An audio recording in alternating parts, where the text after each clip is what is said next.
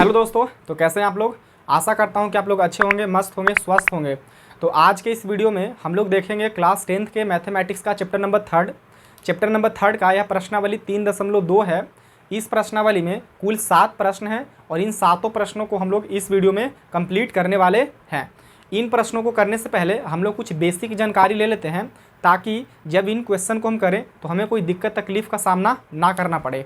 ठीक है, तो सबसे पहला जो हमारा बेसिक सवाल है वो यही है कि दो चर वाले रैखिक समीकरण युग्म होते क्या हैं। मतलब दो चर वाले रैखिक समीकरण युग्म किसे कहते हैं। तो बढ़िया से इसको ध्यानपूर्वक सुनिए। वैसे दो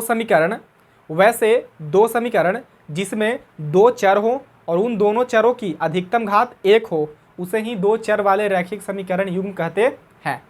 आई होप कि आपको समझ में आया होगा। अगर नहीं आया है तो कोई दिक्कत वाली बात नहीं है। आइए इसको उदाहरण के साथ समझने का प्रयास करते हैं। दो चर वाले रैखिक समीकरण युग्म। तो देखिए, एक हम दो चर वाले रैखिक समीकरण युग्म का उदाहरण लेते हैं, जैसे कि 3x माइनस का 2y इज इक्वल टू 6। ठीक है, x माइनस का y इज इक्वल टू 5। हमने यहाँ पे दो समीकरण लिया है और आप देख रहे होंगे कि इन दोनों समीकरणों में दो चर हैं। एक चर है x और दूसरा चर है y। नीचे वाले समीकरण में भी एक चर है x और दूसरा चर है y। ठीक है, इन चरों की जो अधिकतम घात है वो कुछ नहीं है तो क्या है, 1 है। कुछ नहीं रहता है घात तो क्या रहता है जी, 1 रहता है। तो दोनों समीकरण में दो दो चर हैं और इन चरों के जो अधिकतम घात है वो 1 है। इसीलिए इसको हम लोग कहेंगे दो चर वाले रैखिक समीकरण युग्म।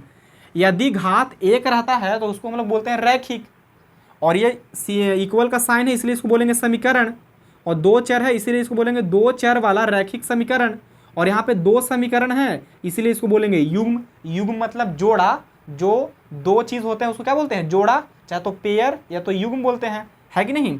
इसीलिए इन दोनों समीकरण को हम लोग कहेंगे दो चर वाले रैखिक समीकरण युग्म। समझ में आया तो बोलिए कि आया। ठीक है, बड़ा ही सिंपल है गाइस, कोई भारी चीज़ तो है नहीं है कि समझ में नहीं आएगा। दो चर वाले रैखिक समीकरण होते क्या हैं, तो वैसे समीकरण जिसमें दो चर हो, और इन चरों की जो अधिकतम घात है वो 1 हो, उसे ही दो चर वाला रैखिक समीकरण युग्म कहेंगे। सिंपल। नेक्स्ट जो हमारा पॉइंट है वो है दो चर वाले रैखिक समीकरण युग्म का व्यापक रूप, यानी जनरल फॉर्म या मानक रूप कह लीजिए या समान रूप कह लीजिए। वो क्या होता है, a1x plus b1y plus c1 is equal to 0 और a2x plus b2y plus c2 is equal to 0, जहाँ a1 b1 a2 b2 is not equal to 0। मतलब a1 b1 a2 b2 0 के बराबर नहीं होना चाहिए। क्यों? यदि ये दोनों 0 के बराबर हो जाते हैं तो फिर ये रैखिक समीकरण युग्म रहेगा ही नहीं, है कि नहीं। केवल तो इसमें c बच जाएगा, क्योंकि यहाँ पे 0 रखेंगे और यहाँ पे 0, तो ये तो पूरा 0 बन जाएंगे, ये भी पूरा 0 बन जाएगा। तो क्या बचेगा, c1 बराबर 0। c1 क्या है, अचर पद है कि नहीं, और ये बराबर में 0 है, तो ये तो समीकरण रहा ही नहीं। इसीलिए इसको हम लोग कहेंगे कि इसीलिए हम लोग कहते हैं कि a1 b1 a2 b2 0 के बराबर नहीं होना चाहिए। साथ ही साथ a1 b1 c1 a2 b2 c2 ये अचर पद है। अचर पद कहने का मतलब कि यह वास्तविक संख्या है। वास्तविक संख्या तो आप लोग जानते ही होंगे, यानी जितने भी हमारे नंबर्स हैं वो सारे के सारे क्या हैं, वास्तविक संख्या हैं। तो ये a1 b1 c1 a2 b2 c2 क्या है, वास्तविक संख्याएं हैं। बस बात हुआ ख़त्म। अब आप लोगों को हम बताए थे इंट्रोडक्शन वाले क्लास में, क्या बताए थे, यही बताए थे कि यदि दो चर वाले रैखिक समीकरण युग्म को ग्राफीय विधि से हल करते हैं तो हमें दो रेखाएं प्राप्त होती है। क्यों सर? क्योंकि आप लोग क्लास 9th में पढ़े होंगे, यदि एक समीकरण रहता था तो उसके केवल एक रेखा प्राप्त होते थे। यहाँ पे दो समीकरण हैं तो इसके दो रेखा प्राप्त होंगे, है कि नहीं। तो जब हम लोग दो चर वाले रैखिक समीकरण युग्म को ग्राफीय विधि से हल करते हैं तो हमें दो रेखाएं प्राप्त होती है, और वो दोनों रेखाएं या तो एक दूसरे को काटेगी, पहला कंडीशन, मतलब पहला स्थिति यानी फर्स्ट कंडीशन। दूसरा कंडीशन ये है कि वो दोनों रेखाएं एक दूसरे के ऊपर हो। कहने का मतलब कि जो पहला रेखा है उसके ऊपर ही दूसरा रेखा आ जाए, यही स्थिति हो सकता है कि नहीं। और जो हमारा तीसरा स्थिति है उसमें दोनों रेखाएं क्या हो सकते हैं, समांतर हो सकते हैं। आ रहा है कि नहीं आ रहा सर गाइस समझ में ये चीज़ें? देखो, जब हम लोग दो चर वाले रैखिक समीकरण युग्म को ग्राफीय विधि से हल करेंगे तो हमें दो रेखाएं प्राप्त होंगी, और वो दोनों रेखाएं या तो एक दूसरे को काटेगी, या तो एक दूसरे के ऊपर होगी, या तो एक दूसरे के समांतर होंगी। इतना आप लोग मानते हैं कि नहीं मानते हैं? बिल्कुल मानते हैं सर। चलिए आगे बढ़िए। फिर आप लोग ये देखिए कि ये दोनों रेखाएं जब एक बिंदु पे क्या करेगी, काटेगी, तो हम लोग इसको कहते हैं प्रतिच्छेदी रेखा। जब दो रेखाएं एक दूसरे को काटती है किसी भी एक बिंदु पे, तो हम लोग इसको क्या बोलते हैं, प्रतिच्छेदी रेखा। तो जो पहला हम लोग हो जाएगा, इन मतलब जो पहला पॉइंट हो जाएगा हमारा, वो हो जाएगा कि इनको हम लोग बोलेंगे प्रतिच्छेदी रेखा। तो लिख देते हैं यहाँ पे प्रतिच्छेदी रेखा। ठीक है, इसको हम लोग कहेंगे प्रतिच्छेदी रेखा। क्यों? क्योंकि ये दोनों रेखाएं एक दूसरे को एक बिंदु पर काट रहा है, इसीलिए। दूसरा, ये दोनों रेखाएं एक दूसरे के ऊपर है, इसीलिए इसको हम लोग बोलेंगे संपाती रेखा। क्या बोलेंगे? संपाती रेखा। ठीक है गाइज, ठीक है। नेक्स्ट, ये दोनों रेखाएं एक दूसरे के क्या है, समांतर, इसीलिए इसको हम लोग कहेंगे समांतर रेखा। समांतर रेखा। ठीक है, यहाँ तक बात समझ में आया होगा। नेक्स्ट क्या, कि जब दो रेखाएं एक दूसरे को क्या कर रहा है, एक बिंदु पे प्रतिच्छेद कर रहा है। कितने बिंदु पे? एक ही बिंदु पे काट रहा है। प्रतिच्छेद करने का मतलब कि बाइसेक्ट करना, मतलब काटना। और कितने बिंदु पे काट रहा है? एक बिंदु पे। इसीलिए दिए गए समीकरण का केवल एक हल होगा, केवल एक हल होगा, या फिर इसी को बोलते हैं अद्वितीय हल। एक हल को ही क्या बोलते हैं? अद्वितीय। अद्वितीय कहने का मतलब कि इनके जैसा और कोई ना होगा, मतलब जो समीकरण दिया हुआ रहेगा उसके केवल एक ही हल होंगे और इनके अलावा हल नहीं होंगे। दूसरा, कि जब रेखाएं संपाती होती है, मतलब दोनों रेखाएं एक दूसरे के ऊपर होती है, और जब दोनों रेखाएं एक दूसरे के ऊपर होंगी तो ये तो एक दूसरे को प्रत्येक बिंदु पे काटेगी, मतलब अनंत बिंदुओं पे काटेगा, है कि नहीं? देखिए, प्रत्येक बिंदु पे काटेगा कि नहीं काटेगा? यहाँ पे हर एक बिंदु पे काट रहा है, इसीलिए इसके अनंत हल हो जाएंगे। अनंत हल को ही बोलते हैं अनेक हल। ठीक है, अनंत हल, या इसको कहते हैं अनेक हल, या फिर अपरिमित रूप से अनेक हल। दूसरा, मतलब तीसरा, जब दोनों रेखाएं एक दूसरे के समांतर होगी तो ये दोनों रेखाएं एक दूसरे को कभी नहीं काटेगी, और जब कभी नहीं काटेगी तो इसके एक भी हल नहीं होंगे। तो यहाँ पे लिख देते हैं कि कोई हल नहीं, कोई हल नहीं। सर इसके कोई हल क्यों नहीं होंगे? इसीलिए क्योंकि दोनों रेखाएं एक दूसरे को काट ही नहीं रही है, और जब काटेगा नहीं तो हल भी नहीं होंगे। बात है सिंपल। अच्छा, नेक्स्ट आइए तीसरा पॉइंट में। तीसरा पॉइंट क्या है? देखिए, जब कोई भी समीकरण का कम से कम एक हल हो या तो फिर एक से ज़्यादा हो तो और अच्छा की बात है। अगर कम से कम एक हल है ना, तो हम लोग बोलेंगे कि यह संगत युग्म है। क्या बोलेंगे हम लोग उसको? कि संगत युग्म है। संगत युग्म, संगत युग्म है। और यहाँ पे भी देखिए संगत युग्म ही हो जाएगा। क्यों? क्योंकि यहाँ पे भी तो अनंत हल है ना, मतलब एक से तो ज़्यादा ही है ना, तो और अच्छा की बात है, मतलब ये तो संगत युग्म होगा ही होगा। संगत युग्म, संगत युग्म। तीसरा में देखिए दोनों रेखाएं क्या है, समांतर है, और जब समांतर है तो इसका कोई हल नहीं होगा, और जब कोई हल नहीं होगा तो फिर हम लोग बोलेंगे कि समीकरण क्या है, असंगत युग्म है। मतलब हम लोग लिखेंगे यहाँ पे कि असंगत युग्म, असंगत युग्म कह लीजिए या असंगत निकाय कह लीजिए, दोनों बात क्या है, बराबर। असंगत युग्म चाहे तो असंगत निकाय। थोड़ा सा संगत और असंगत को और समझते हैं बढ़िया से। देखिए, संगत कब और असंगत कब? जब कोई भी समीकरण का कम से कम एक हल होगा, इससे ज़्यादा होगा तो और अच्छा की बात है। तो कम से कम एक हल होगा तो हम लोग बोलेंगे कि यह संगत युग्म है, और जब कोई हल नहीं होगा तो हम लोग बोलेंगे कि यह असंगत युग्म है। बात इतना ही सिंपल है। ठीक है, चलिए नेक्स्ट आइए, जो हमारा फोर्थ पॉइंट है उनको समझने का प्रयास करते हैं।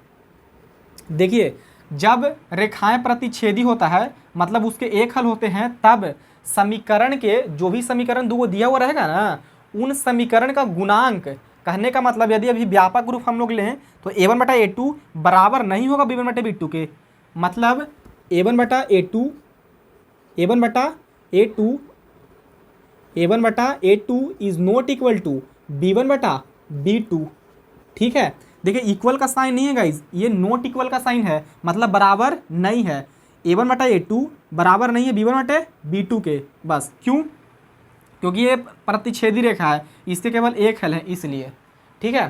तो प्रतिच्छेदी रेखा रहेगा तो A1 बटा A2 बराबर नहीं होगा B1 बटे B2 के। बहुत बढ़िया। जब संपाती रेखा रहेगा तो फिर क्या होगा सर? तो इसमें तीनों बराबर हो जाएंगे, मतलब A1 बटा A2 बराबर होंगे B1 बटे B2 के, और B1 बटा B2 बराबर होगा C1 बटे C2 के। मतलब A1 बटा A2 बराबर होगा B1 बटे B2 के, और B1 बटा B2 बराबर होगा C1 बटे C2 के। कब? जब रेखाएं समपाती होंगी, मतलब उसके अनंत हल होंगे तब। ठीक है सर, आगे बढ़िए। इस वाले में चौथा पॉइंट आइए।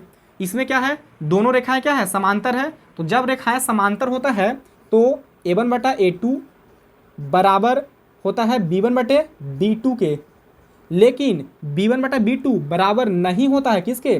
C1 बटे C2 के। ये कंडीशन होता है, ठीक है। आई होप कि आपको ये सारी चीज़ें बढ़िया से समझ में आया होगा। ये चीज़ें इसलिए बताएं गाइस ताकि हम लोग क्वेश्चन करें तो उसमें कोई दिक्कत तकलीफ का सामना ना करना पड़े, ठीक है। एक बार जल्दी से इसको रिवाइज कर लेते हैं। जब दोनों रेखाएं एक दूसरे को काटेगी तो उसको बोलेंगे प्रतिच्छेदी रेखा। प्रतिच्छेदी रेखा होगा तो उसके एक हल होंगे, क्यों? क्योंकि एक बिंदु पे काट रहा है, ठीक है। और अगर एक हल है तो ये संगत युग्म होगा, ठीक है। और जब प्रतिच्छेदी रेखा होता है या एक हल होते हैं तो A1 बटा A2 बराबर नहीं होता है B1 बटे B2 के, बात खत्म। दूसरा कि जब दोनों रेखाएं एक दूसरे के ऊपर हो, है कि नहीं, तो उसको हम लोग बोलते हैं संपाती रेखा। संपाती रेखा होगा तो उसके अनंत हल होंगे, क्यों? क्योंकि ये अनंत बिंदुओं पे क्या कर रहा है? इसको काट रहा है, क्योंकि दोनों रेखा तो एक दूसरे के ऊपर ही है तो उसको प्रत्येक बिंदु पे काट रहा है, इसलिए इसके अनंत हल होंगे। अनंत हल करने का मतलब कि अनेक हल, अपरिमित रूप से अनेक हल। और जब हल इसका है तो फिर संगत युग्म होगा, है कि नहीं। और जब संगत युग्म होगा मतलब संपाती रेखा रहेगा यानी उसका अनंत हल रहेगा, तब A1 बटा A2 बराबर होगा B1 बटे B2 के, और B1 बटा B2 बराबर होगा C1 बटे C2 के। मतलब इसमें तीनों अनुपात बराबर होंगे, ठीक है। चलिए, जब रेखाएं समांतर होती है तब कोई हल नहीं होता है, क्यों? क्योंकि दोनों रेखाएं एक दूसरे को कहीं काट ही नहीं रहे हैं, तो जब नहीं काटेंगे तो कोई हल नहीं होगा। चलिए सर, जब कोई हल नहीं है तो असंगत युग्म हो जाएगा, क्योंकि हल रहता है तभी ना संगत युग्म। हल नहीं है मतलब असंगत युग्म। और जब असंगत युग्म होगा तब A1 बटा A2 बराबर होगा B1 बटे B2 के, लेकिन B1 बटा B2 बराबर नहीं होगा C1 बटे C2 के। ये बात है। आई होप कि सारी चीज़ें आपको समझ में आया होगा। तो चलिए अब हम लोग प्रश्न करना स्टार्ट करते हैं। तो आइए दोस्तों, हम लोग देखते हैं क्वेश्चन नंबर फर्स्ट। प्रश्नावली 3.2 के क्वेश्चन नंबर फर्स्ट में दो भाग हैं, मतलब पहला प्रश्न के दो भाग हैं। तो पहला भाग हमने लिख दिया है, दूसरा भाग इसके बाद फिर हम लोग देखेंगे। आइए पहला प्रश्न क्या कह रहा है समझते हैं। बोल रहा है कि निम्न समस्याओं में, निम्न मतलब जो नीचे समस्या दिया गया है ना उसके बारे में बात चल रहा है। निम्न समस्याओं में रैखिक समीकरणों के युग्म बनाइए और उनके ग्राफीय विधि से हल ज्ञात कीजिए। हमें बोल रहा है गाइस कि जो भी नीचे समस्या दिया गया है ना, एक समस्या ये था और दूसरा समस्या एक और है जो हम अभी नहीं लिखे, उसको लिखेंगे लास्ट में, ठीक है, इसको बनाने के बाद। तो बोल रहा है कि इन समस्याओं को ना रैखिक समीकरण युग्म बनाइए, ठीक है। अब रैखिक समीकरण युग्म क्या होता है वो तो हम आपको बता ही दिए हैं, है कि नहीं। चलिए, और उनके ग्राफीय विधि से हल ज्ञात कीजिए। हमें रैखिक समीकरण युग्म बनाना है और ग्राफीय विधि से हल ज्ञात करना है। हल ज्ञात करने का मतलब कि x और y के मान ज्ञात करना, सिंपल। आइए क्या बोल रहा है क्वेश्चन पढ़ते हैं। बोल रहा है कि कक्षा 10 के 10 विद्यार्थियों ने एक गणित की पहेली प्रतियोगिता में भाग लिया। कक्षा 10 के मतलब वर्ग 10 के 10 विद्यार्थी ने एक पहेली प्रतियोगिता में क्या लिया? भाग लिया। चलिए आगे बोल रहा है कि यदि लड़कियों की संख्या लड़कों की संख्या से 4 अधिक हो, मतलब जो लड़कियों की संख्या है ना वो लड़कों की संख्या से 4 अधिक है। आगे क्या बोल रहा है? तो प्रतियोगिता में भाग लिए लड़कों और लड़कियों की संख्या ज्ञात कीजिए। मतलब प्रतियोगिता में ये जो पहेली प्रतियोगिता हो रहा था, पहेली प्रतियोगिता, इसमें कुल कितने लड़कों ने भाग लिया और कुल कितने लड़कियों ने भाग ली, ठीक है, ये हमको बताना है। तो कोई दिक्कत नहीं गाइस, जब भी आपको इस तरीके का प्रश्न मिले, मतलब कोई समस्या वाला प्रश्न मिले, तो हमेशा उसमें दो वस्तु या दो चीज़ों का जिक्र होगा। दो वस्तु हो या दो व्यक्ति हो तो हमेशा एक वस्तु को x मान लेना और दूसरे को y मान लेना, ठीक है। और अगर फिर भी नहीं समझ में आता है तो लास्ट में देखिए कि पूछा क्या है आपसे, पूछ रहा है कि लड़कों और लड़कियों की संख्या ज्ञात कीजिए। तो सबसे पहले हम मान लेंगे कि माना लड़कों की संख्या बराबर x और लड़कियों की संख्या बराबर y। सर x और y क्यों मान रहे हैं? x और y इसलिए मान रहे हैं ताकि हम रैखिक समीकरण के युग्म बना सकें, है कि नहीं। अब रैखिक समीकरण के युग्म क्या होते हैं आप लोग समझ में आ ही गया होगा कि उसमें दो समीकरण होंगे और उन दोनों समीकरण में दो चर होंगे और उन चरों के अधिकतम घात 1 होगा, है कि नहीं। चलिए तो सबसे पहले लिखते हैं यहाँ पे सोल्यूशन। सोल्यूशन कहने का मतलब कि हल। आइए सबसे पहले मान लेंगे कि माना प्रतियोगिता में भाग लिए गए लड़कों की संख्या बराबर x। हम ऐसे खाली लिख देते हैं केवल कि माना लड़कों की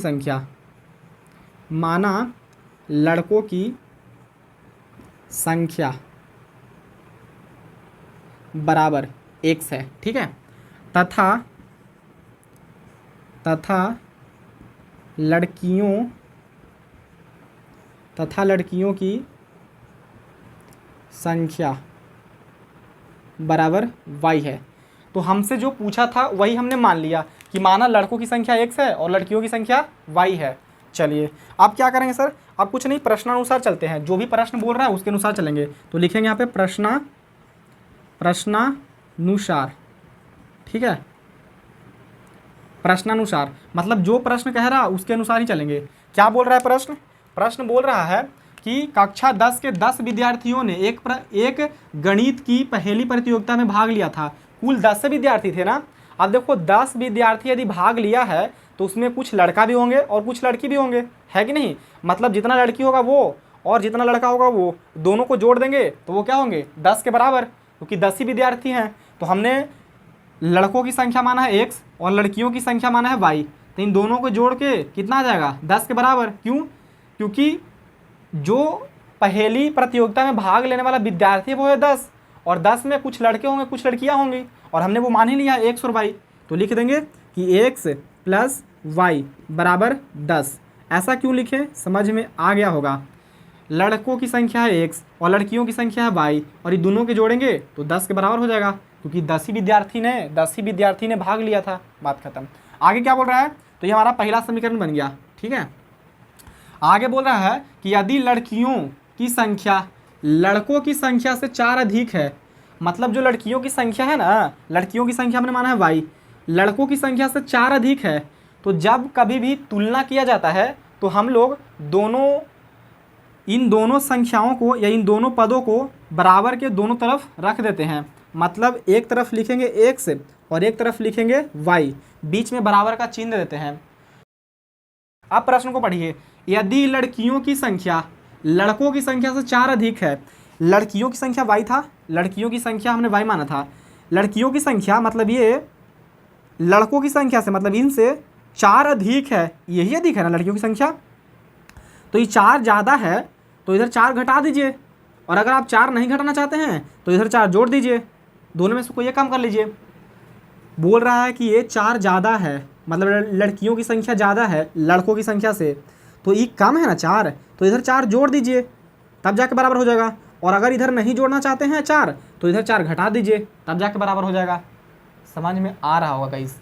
देखिए बोल रहा है कि लड़कियों की संख्या लड़कों की संख्या से 4 अधिक है, ये 4 अधिक है, तो इधर भी क्या करेंगे 4 जोड़ देंगे। थोड़ा सा इसको इधर लिख लीजिए, इधर भी 4 क्या करेंगे जोड़ देंगे, तब जाके ये समीकरण क्या हो जाएगा संतुलित हो जाएगा, मतलब सेटिस्फाइड हो जाएगा, है कि नहीं। देखिए कोई भी समीकरण संतुलित कब होता है, जब दोनों पक्ष बराबर हों। और ये बोल रहा है कि ये 4 अधिक है तो ये 4 ज़्यादा है, तो इधर 4 जोड़िएगा तब ना समीकरण संतुलित होगा, है कि नहीं। बात सिंपल है। ये बन गया हमारा समीकरण नंबर 2, ठीक है। चलिए तो हमें बोला था कि रैखिक समीकरण युग्म बनाइए, हमने बना दिया रैखिक समीकरण युग्म मतलब जोड़ा, रैखिक समीकरणों के हमने जोड़ा बना दिया। चलिए अब क्या बोल रहा है, इनको ग्राफीय विधि से हल कीजिए। अब ग्राफीय विधि से हल करने का मतलब x और y के मान ज्ञात करना। आप लोगों को ग्राफ खींचने तो आता ही होगा गाइस, क्लास 9th में आप लोग सीखे होंगे ग्राफ खींचने के लिए, ठीक है। उसमें केवल एक ही समीकरण रहता था ऐसा, और उसका आप लोगों ने ग्राफ खींचा होगा, हमको पता है कि नहीं। चलिए तो ग्राफ खींचने के लिए कम से कम हमें 2 बिंदु की आवश्यकता होती है, मतलब 2 बिंदु चाहिए हमें ग्राफ खींचने के लिए। तो 2 बिंदु इस वाले समीकरण के और 2 बिंदु इस वाले समीकरण के। तो आइए हम दोनों दो दो बिंदु दोनों समीकरण क्या कर लेते हैं, निकाल लेते हैं। तो आइए यहाँ पे यहीं पे हम एक बॉक्स बना देते हैं, ठीक है। ये समीकरण फर्स्ट के लिए है और ये बॉक्स समीकरण सेकंड के लिए है। यहाँ पे ऐसे थोड़ा सा हम लोग आइडेंटिफाई कर देते हैं ताकि चीज़ों को बढ़िया से समझ सकें। मतलब ये नहीं कि गलत सलत लिख लें और गलत सलत क्या कर दें, ग्राफ खींच दें। इसीलिए थोड़ा सा हम लोग इसको चिन्हित कर दिए समीकरण फर्स्ट और समीकरण सेकंड से। अब देखिए सबसे पहले लिखिए यहाँ पे x और फिर क्या लिखिएगा y, इसमें भी लिखिए x और इसमें क्या लिखिएगा y। चलिए यहाँ तक तो हो गया। अब क्या करेंगे, हमें दो बिंदु ज्ञात करना है। तो आइए पहला समीकरण में यदि हम x के जगह पे कुछ रखेंगे तो y के मान मिलेगा, और यदि y के जगह पे कोई संख्या रखेंगे तो x के मान मिलेगा, है कि नहीं। तो आप दोनों में से किसी एक के जगह पे संख्या रखिए और दूसरा आप प्राप्त कर लीजिए, ठीक है।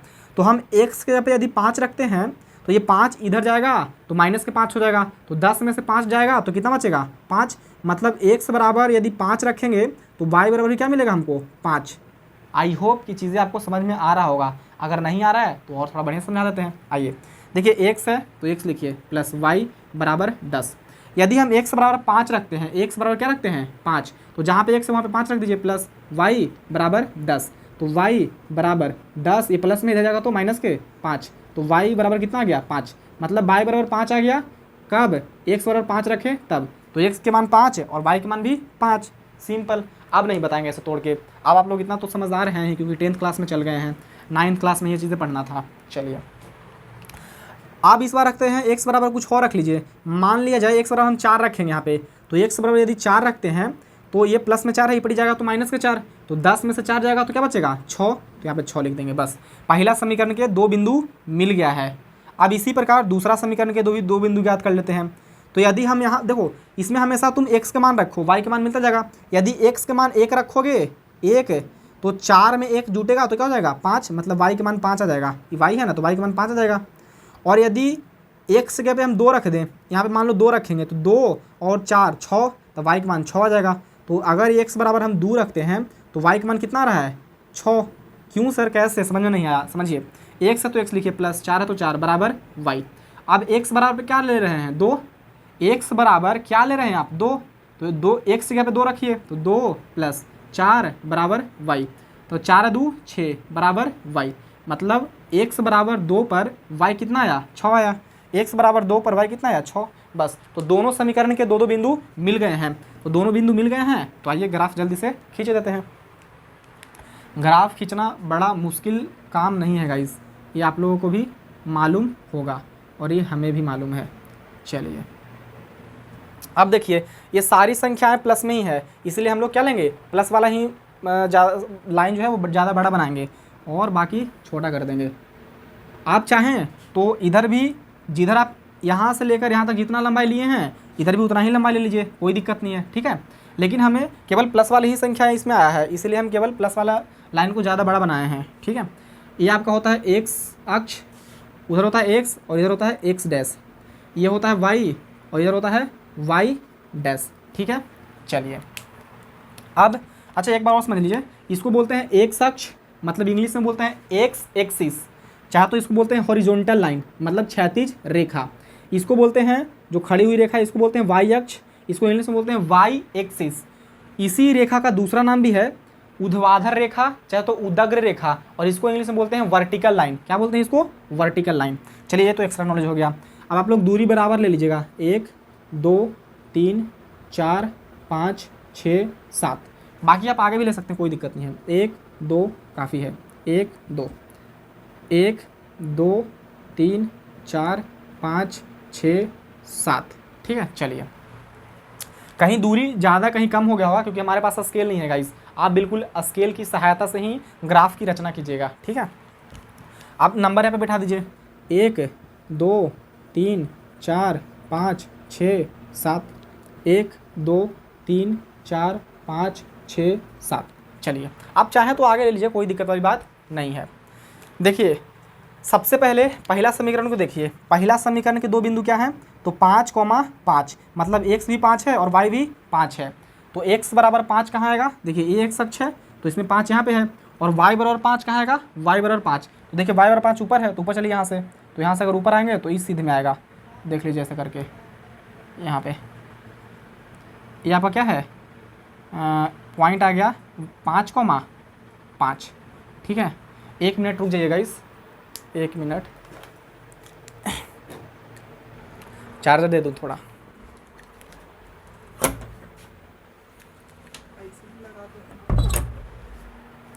आइए देखिए, पहला जो बिंदु था वो था 5,5, तो 5 एक्स अक्ष पे यहाँ और वाई अक्ष पे 5, तो यहाँ से ऊपर चलना स्टार्ट कीजिए, तो आया, तो यहाँ पे देखिए इसके सीधे मिला 5, मतलब यहाँ पे एक बिंदु मिल गया हमें 5,5। बहुत बढ़िया। अब थोड़ा सा और आगे बढ़ते हैं। दूसरा पॉइंट क्या था, 4,6, मतलब एक्स 4 है और वाई 6 है, तो एक्स 4 किधर है, ये है 4, और वाई 6, तो 6 हमको ऊपर चलना पड़ेगा, तो यहाँ से ऊपर चलना स्टार्ट कीजिए, मतलब यहाँ पे आएगा। थोड़ा सा ऐसे करके मिला देते हैं ताकि प्रॉपर बढ़िया से मिल पाए, क्योंकि हम लोगों को आंसर भी लाना है, एक्स और वाई के मान भी तो ज्ञात करना है, इसलिए चलिए आप ऐसे मत कीजिएगा, आप स्केल की सहायता से लकीर खींच लीजिएगा। ये था 4,6, मतलब हम लोग पहले एक्स के मान लिखते हैं गाइस, उसके बाद वाई के मान, ये तो आपको मालूम ही होगा। इतना चीज़ें अगर नहीं मालूम है तो बड़ा दुख की बात है कि नहीं। चलिए आप क्या करेंगे, तो इन दोनों बिंदुओं को क्या करेंगे, मिला के एक लकीर खींच देते हैं। तो आइए खींचिए,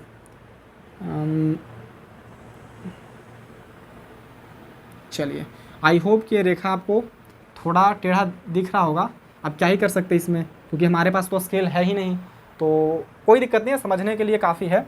चलिए, ये जो रेखा है वो किस समीकरण का था, पहला समीकरण क्या है, एक्स प्लस वाई बराबर 10, तो यहाँ पे लिख दीजिए कि एक्स प्लस वाई बराबर 10, बस हो गया। उसी प्रकार दूसरा समीकरण को आइए, पहला जो बिंदु है वो है 1,5, मतलब x के मान है 1 और y के मान है 5, तो x के मान है 1 ये और y के मान 5, तो 5 ऊपर चलिए यहाँ पे, मतलब यहाँ पे आ जाएगा ये बिंदु 1,5, 1,5। पहले x का वैल्यू लिखते हैं, उसके बाद y का वैल्यू लिखते हैं। चलिए फिर क्या है, 2,6, मतलब x है 2 और y है 6, तो x के मान है 2 और y है 6, तो y 6 ऊपर चलिए यहाँ पे, मतलब यहाँ पे आ जाएगा। ठीक है, चलिए चीज़ें आपको क्लियर दिख रहा होगा गाइस, यहाँ पे आ जाएगा 2,6। बहुत बढ़िया। अब इन दोनों बिंदुओं को क्या कीजिएगा, मिला दीजिए। चलिए देखिए, आप लोग ऐसा करके देख सकते हैं, देखिए 6 आया, मतलब 6 के सामने ही है ये, और नीचे लाइए यहाँ पे, तो 2 के सामने आएगा। चलिए अब क्या करेंगे, तो इन दोनों बिंदुओं को मिला देंगे, तो इन दोनों बिंदुओं से गुजरती हुई एक रेखा खींचिए। ठीक है, चलिए अब देखिए प्रॉपर तो मतलब खींच नहीं पाएंगे हम लोग रेखा, क्योंकि हमारे पास स्केल नहीं है, लेकिन फिर भी अगर इतना बढ़िया खींच रहे हैं तो आपको हमारी तारीफ़ करना चाहिए, है कि नहीं। देखिए ये जो रेखा है वो किस समीकरण का था, सेकंड, मतलब x प्लस 4 बराबर y, सही है। आप देखिए हमें तो ज्ञात करना था इसमें x और y के मान, तो x के मान क्या होंगे और y के मान क्या होंगे। तो देखिए ये दोनों जो रेखा है, ये रेखा और ये रेखा एक दूसरे को देखो यहाँ पे काट रहा है कि नहीं। तो ये जो बिंदु है वो किसके सामने है, तो देखिए यहाँ पे अगर मिलाएंगे आप तो ऐसे दिखेगा कुछ। अब देखिए हमारे पास ग्राफ कॉपी नहीं है, तो एग्जैक्ट मान तो आएगा नहीं, है कि नहीं। आप ग्राफ कॉपी पे कीजिएगा और दूरी समान लीजिएगा तो आपको बिल्कुल आंसर एकदम परफेक्ट मिलेगा, ये मेरी गारंटी है। ठीक है, यहाँ से आप नीचे आइए, देखिए मतलब ये इधर जाएंगे तो y पे तो 7 है, और x पे जाएंगे इधर तो नीचे आएंगे तो 3, मतलब x बराबर 3। यहाँ पे जो बिंदु आएंगे, ये जो बिंदु होगा वो होगा 3,7, मतलब पहले हम लोग x वाला लिखते हैं मान, और फिर इसके सीधे ये किसके सिद्ध में, ये ऐसा करके देखिए मिला के, तो 7 के आसपास आ रहे हैं, मतलब 7 आ जाएंगे। ठीक है, आप लोग ग्राफ वाले कॉपी में कीजिए, बिल्कुल परफेक्ट आंसर आएगा। तो x का मान आ गया 3 और y का मान आ गया 7, तो लिख दीजिए यहाँ पे लास्ट में, हमें यही ज्ञात करना था। देखिए ग्राफ के जस्ट नीचे अब लिखिए, यहाँ पे क्या लिखिएगा, लास्ट फाइनल आंसर यही लिखेंगे कि चूंकि लड़कों की संख्या बराबर x, लिखिए कि चूंकि लड़कों की संख्या बराबर x, और x का वैल्यू कितना आया, x का वैल्यू है 3, तो यहाँ पे लिख देंगे 3, मतलब लड़के हो गए 3। चलिए फिर आइए लड़कियों की संख्या, लड़कियों की संख्या हमने क्या माना था, y, तो लिख देते हैं यहाँ पे y, और y के वैल्यू क्या है, ये होता है x और ये होता है y, तो y की वैल्यू है 7, तो हम लिख देंगे यहाँ पे 7, और ये हो जाएगा फाइनल आंसर। ठीक है, तो हमें ज्ञात करना था x और y के मान, मतलब हमें हल ज्ञात करना था, तो हल ज्ञात हो गया, मतलब एक्स वाई का मान ज्ञात हो गया। मतलब लड़के हैं 3 और लड़कियां हैं कितना 7। अब देखिए करके देख लीजिए आ रहा है आंसर कि नहीं। बोल रहा था कि यदि लड़कियों की संख्या लड़कों की संख्या से 4 अधिक है, मतलब लड़कियों की जो संख्या है वो लड़कों की संख्या से 4 अधिक है ना, तो देखो लड़कों की संख्या कितना है 3 और लड़कियों की संख्या कितना है 7, मतलब 3 से 7 जो है वो 4 अधिक है। सही बात है। समझ में आ रहा है कि नहीं आ रहा है? आ रहा है। अब देखिए 3 और 7 को जोड़ेंगे तो कितना आएगा 10। तो बोल रहा था कि कुल विद्यार्थी कितने हैं 10 हैं। सिंपल। चलिए तो ये जल्दी से आप कॉपी कीजिए, उसके बाद हम लोग देखते हैं क्वेश्चन नंबर सेकंड, मतलब फर्स्ट का क्वेश्चन नंबर सेकंड। जल्दी से कॉपी कीजिए फटाफट।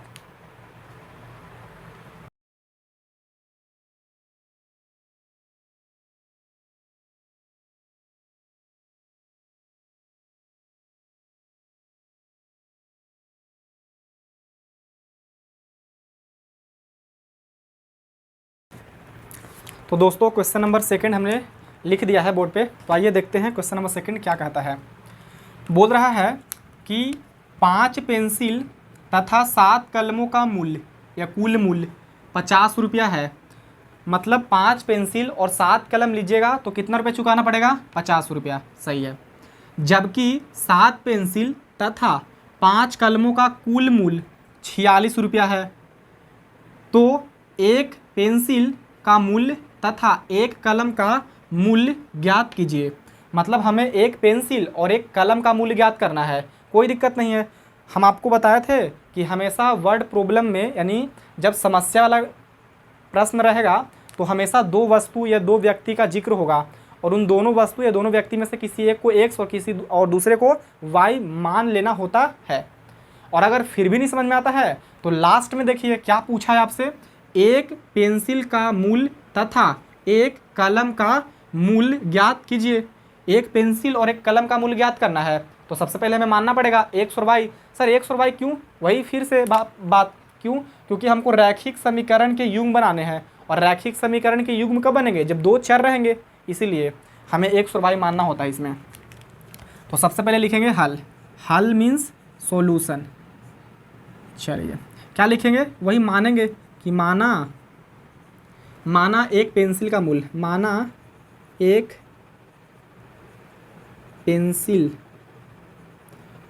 पेंसिल का मूल्य बराबर कितना है 100 रुपया है। मान लिए कि एक पेंसिल का जो मूल्य है वो 100 रुपया है तथा एक कलम का मूल्य कितना रुपये मान लेते हैं वाई रुपया। इसमें 2 चर आपको मानना ही पड़ेगा। आप एक्स वाई मान लीजिए या फिर एस टी मान लीजिए या तो फिर पी क्यू मान लीजिए, जो आपको अच्छा लगे वो मान लीजिए। एक्स वाई इसलिए लिखते हैं क्योंकि ज़्यादा प्रचलित है कि नहीं, इनको जो लोग हैं ना वो ज़्यादा जानते हैं, अपने आप को मतलब रिलेट करते हैं इनसे, इसीलिए हम लोग एक्स और वाई को ज़्यादा मानते हैं। ठीक है, और कोई बात नहीं है। चलिए अब क्या बोल रहा है, चलेंगे प्रश्नानुसार। अब यहाँ पे आप लिख भी सकते हैं प्रश्नानुसार, फिर लिखिएगा पुनः प्रश्नानुसार। तो लिखना होगा तो लिखिए, नहीं तो कोई दिक्कत वाली बात नहीं है। तो आइए प्रश्न क्या कह रहा है कि 5 पेंसिल तथा 7 कलमों का कुल मूल्य 50 रुपया है। मतलब 5 पेंसिल खरीदने में जितना पैसा लगा होगा वो और 7 कलम खरीदने में जितना पैसा लगा होगा वो, दोनों को अगर हम जोड़ देते हैं तो वो 50 रुपये के बराबर होगा, है कि नहीं? इससे आप लोग भी सहमत होंगे कि सही बात है सर। चलिए तो हम जानते हैं कि एक पेंसिल का जो मूल्य है वो 100 रुपया है, तो 5 पेंसिल का मूल्य तो 5 100 रुपया हो जाएगा। एक पेंसिल का मूल्य 100 रुपया तो 5 पेंसिल का मूल्य तो 5x, मतलब 5 में 1 से गुना कर देंगे। क्यों सर? देखिए एक अगर कलम के मूल्य है 7 रुपया तो 2 कलम के मूल्य तो 7 दूनी 14, मतलब 7 में आपने 2 से गुना कर दिया तो कुल मूल्य निकल गया। तो एक पेंसिल का मूल्य है 100 रुपया तो 5 पेंसिल का मूल्य 5x। बहुत बढ़िया। साथ में इस वाले मूल्य को जोड़ेंगे ना तो एक कलम का मूल्य है वाई रुपया तो 7 कलम के मूल्य तो 7 वाई रुपया। सिंपल। बराबर, और इन दोनों मूल्य किन के बराबर होंगे तो 50 रुपये के बराबर, है कि नहीं? मतलब ये है कुल टोटल पेंसिल का मूल्य और ये है कुल टोटल कलम का मूल्य, और इन दोनों को जोड़ देंगे तो 50 रुपये के बराबर हो जाएंगे, और ये बन गया समीकरण नंबर फर्स्ट। बहुत बढ़िया। आई होप कि आपको चीज़ें समझ में आ रहा होगा। चलते हैं पुनः प्रश्नानुसार। अब क्या बोल रहा है, जबकि 7 पेंसिल तथा 5 कलमों का कुल मूल्य 46 रुपया है। मतलब 7 पेंसिल बोल रहा है इस बार, तो लिखे एक पेंसिल का मूल्य है 100 रुपया तो 7 पेंसिल का मूल्य तो 7 100 रुपया, ठीक है, प्लस देंगे 1 कलम का मूल्य है y रुपया, तो 5 कलम के मूल्य तो 5 y रुपया, और इन दोनों मूल्य को जोड़ देंगे तो वो किसके बराबर होगा, 46 रुपया के बराबर, है कि नहीं। और ये बन गया समीकरण नंबर सेकंड। बात समझ में आया तो बोलिए कि सर आया। आगे बढ़िए, आगे बढ़ते हैं। बोला था कि रैखिक समीकरण के युग्म बनाइए, हमने रैखिक समीकरण के युग्म बना दिया। फिर क्या बोला था कि उन्हें ग्राफीय विधि से हल कीजिए, मतलब ग्राफीय विधि से x और y के मान ज्ञात कर लीजिए। कर लेंगे, कोई दिक्कत नहीं है, अभी तो हमने किया ही है क्वेश्चन नंबर फर्स्ट में। चलिए, तो सबसे पहले एक बॉक्स बनाइए, बनाना चाहते हैं तो बनाइए, नहीं तो कोई ज़रूरत नहीं है। चलिए बना ही लेते हैं, ठीक है। आप बड़ा बना लीजिए या छोटा बना लीजिए, कोई दिक्कत नहीं, हम छोटा ही बना लेते हैं फर्स्ट। दूसरा, चलिए ये दूसरा समीकरण के लिए है। ऐसा चिन्हित इसलिए करते हैं ताकि हम पहचान कर सके, नहीं तो ग्राफ खींचते समय पता नहीं उल्टा सीधा हो जाए, है कि नहीं। चलिए, एक में डाल दीजिए x और एक में y, एक में x और एक में y। चलिए, x के मान रखेंगे तो y के मान मिल जाएगा, यदि y के मान रखेंगे तो x के मान मिल जाएगा। इस बार चलिए y के मान रख लेते हैं। आप लोगों को पता नहीं ऐसा कुछ लगे कि सर खाली x के मान रखते हैं, y के क्यों नहीं रख रहे हैं, तो y का रख लीजिए, x का रख लीजिए, कोई दिक्कत नहीं है। चलिए देखिए, यदि हम कुछ ऐसा छोटा मान लीजिएगा कि ताकि हमें पूर्ण अंक मिले बढ़िया, ताकि हमारे मतलब ग्राफ पे कॉपी में बढ़िया से हम लोग बना सकें, ठीक है, दशमलव में ना आ जाए। दशमलव में तो थोड़ा सा दिक्कत होता है।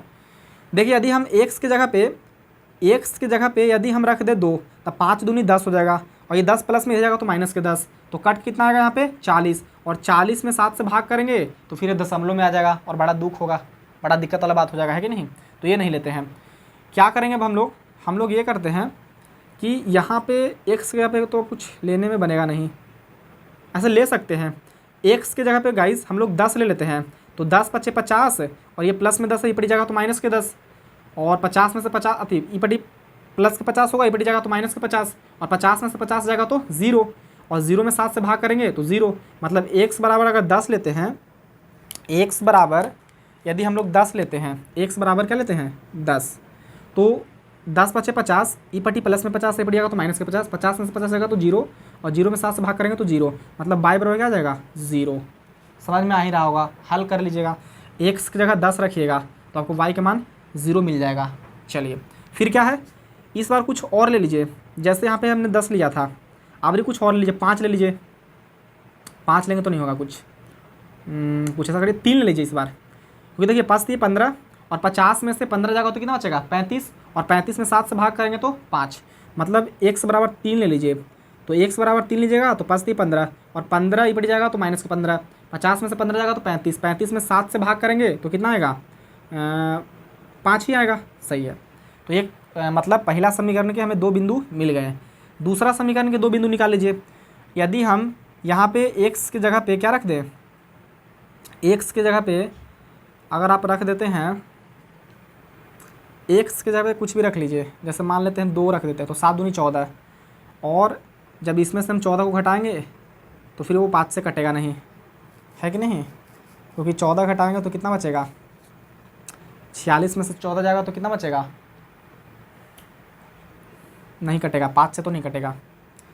तो क्या करें, 5 की जगह y की जगह पे कुछ रख लीजिए। अगर y बराबर मान लो y बराबर अगर 0 रख देंगे तो ये पूरा 0 हो जाएगा, तो ये 7 से फिर नहीं कटेगा, दशमलव में आ जाएगा। दशमलव में आना कोई बुरी बात नहीं है, लेकिन पूर्ण अंक रहता है तो हमें थोड़ा सा आसानी होती है, मतलब आगे समीकरण को मतलब ग्राफ खींचने में। बाकी दशमलव में कोई दिक्कत नहीं आपको, अगर ग्राफ वाला कॉपी रहेगा तो आराम से बनाइए, दशमलव वाला भी रहेगा तो कोई दिक्कत नहीं होगा, ठीक है, दशमलव वाला भी रखिए, कोई दिक्कत नहीं है। तो इस बार हम लोग x की जगह पे क्या रख लेते हैं, कुछ सोचिए ऐसा। अगर 1 रखते हैं तो 7 एकम 7, इनमें से जाएगा तो बचेगा 49 अति 39, 39 5 से कटेगा नहीं, तो नहीं। अगर 2 रखेंगे 7 दूनी 14, तो बच जाएगा 36, 32 बचेगा, 32 कटेगा नहीं 5 से। तो 3 रख लेते, 7 21, 46 में से 21 जाएगा तो कितना बचेगा 25। हाँ, यहाँ पे आप x की जगह पे क्या रख लीजिए, x की जगह पे 3 रख लीजिए। यदि हम x की जगह पे 3 रखेंगे तो 7 21, और 21 ये प्लस में ही पड़ जाएगा तो माइनस का 21, 46 में से 21 घटेगा तो कितना बचेगा 25 बचेगा, है कि नहीं। और 25 में 5 से भाग करेंगे तो क्या बचेगा 5, मतलब x बराबर 3 नहीं है तो y बराबर कितना आ गया 5 आ गया। बहुत बढ़िया, समझ में आ रहा होगा। देखिए x बराबर हमने 3 लिया, पहले लिखो ये समीकरण 7x प्लस फिर कितना है 5y बराबर फिर है 46, तो 46 लिख दिया। x की जगह पे हमने क्या लिया था 3, तो x बराबर हम 3 लिए तो 3 यहाँ पे लिख दीजिए, रखिए 7 गुना x की जगह पे 3 रखिए प्लस 5y बराबर 46, 7 21 बराबर 5y बराबर नहीं जी प्लस है तो प्लस बराबर 46, 5y बराबर 46, ये प्लस क्या है 21 बढ़िएगा तो माइनस के 21, तो y बराबर घटाइए 6 में से 1 जाएगा तो 5 और ये 4 में से 2 जाएगा तो 2 और ये गुणा में 5 बढ़िएगा तो भाग में 5 मतलब 5 बचे 25, तो y का मान कितना आ गया 5, x का मान 3 लिए थे तो y का मान 5 आ गया। सही है, तो आप लोग तो इतना निकाल ही सकते हैं कि नहीं, कोई दिक्कत यहाँ तक नहीं होना चाहिए। आइए दूसरा एक और कोई बिंदु रख लेते हैं। चलिए दूसरा कुछ रख लीजिए यहाँ पे। अब यदि हम x की जगह पे 4 रखते हैं तो 7 चौके 28 और 46 में से 28 घटा के देखिए, यदि हम 46 में से 28 माइनस करेंगे तो 8 बचेगा और यहाँ पे 1 बचेगा 18, जो कि 5 से कटेगा नहीं, और 5 से नहीं कटेगा तो बड़ा दिक्कत हो जाएगा, दशमलव में आ जाएगा फिर, है कि नहीं। ऐसा दशमलव में लेंगे तो कोई दिक्कत नहीं है, कहीं तो ले लेते हैं दशमलव में, क्या करें लास्ट में कुछ आ ही नहीं रहा। यदि हम यहाँ पे अगर रख दें 3 तो 5 3 15 और 15 बढ़ जाएगा तो -15। अब जब इसमें से घटेगा 15 46 में से 15 घटेगा तो कितने बच जाएंगे 31, वो कटेगा नहीं फिर, ये नहीं लेंगे। चलिए कोई दिक्कत नहीं, दशमलव में ले लेते हैं गाइस, ठीक है आंसर आ जाएगा, कोई दिक्कत नहीं है। तो देखिए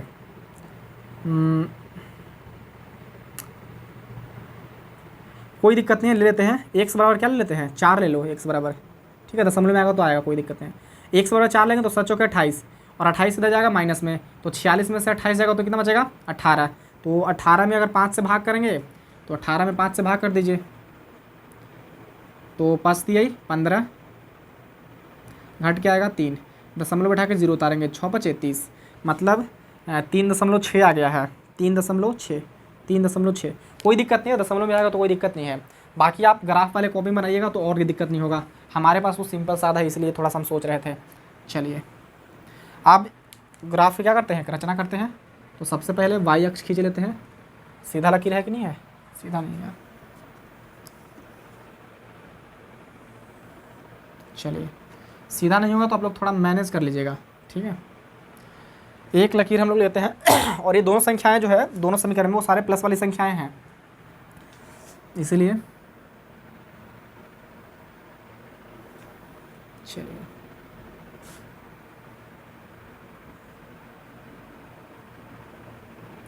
इधर हो जाएंगे x और इधर हो जाएंगे x डैश, इधर हो जाएगा y और इधर हो जाएगा y डैश। बहुत बढ़िया। अब क्या है नंबर इस पर दर्शा लीजिए कहाँ तक है लास्ट, एक y में है लास्ट 5, ठीक है x में है लास्ट 10, मतलब हमको 10 तक जाना है जी, छोटा छोटा ले लीजिए 1 2 3 4 5 6 7 8 9 10। बहुत बढ़िया 1 2 3 4 5 6 7 8 9 10, 1 2 3 4 5 6, इसमें 6 तक लीजिए कोई दिक्कत नहीं है, 1 2 3 4 5 6, सही है। चलिए अब दर्शा देते हैं, ठीक है। आइए पहला बिंदु क्या है 10,0, x के मान है 10 और y के मान है 0, मतलब ये बिंदु क्या होगा x अक्ष पे होगा, क्योंकि x के मान है और y के मान नहीं है इसलिए x अक्ष पे होगा। तो x का मान कितना है 10 और y का मान है 0, तो 0 तो इसी x अक्ष पे होता है ना, y का मान 0 बस, तो यहाँ पे आएगा हमारा बिंदु 10,0, 10,0। बहुत बढ़िया। चलिए दूसरा बिंदु क्या है 3,5, x में है, x में क्या था 3 और y में 5, x में 3 यहाँ पे है और y में 5, तो ऊपर चलिए यहाँ पे, मतलब यहाँ से ऐसे लाएंगे और इधर से लेके आओ, ठीक है, तो यहाँ पे आ जाएंगे बिंदु लगभग।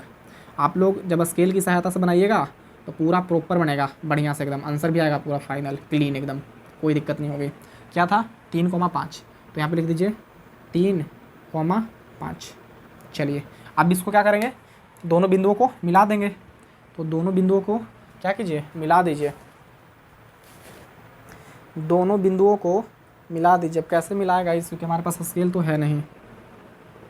चलिए कोशिश करते हैं। वाह क्या लकीर है।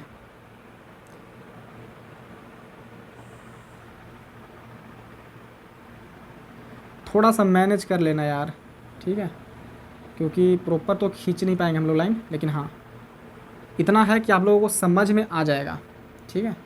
चलिए, और ये जो रेखा है वो किस समीकरण का था? तो समीकरण नंबर फर्स्ट क्या है? 5x प्लस के 7y।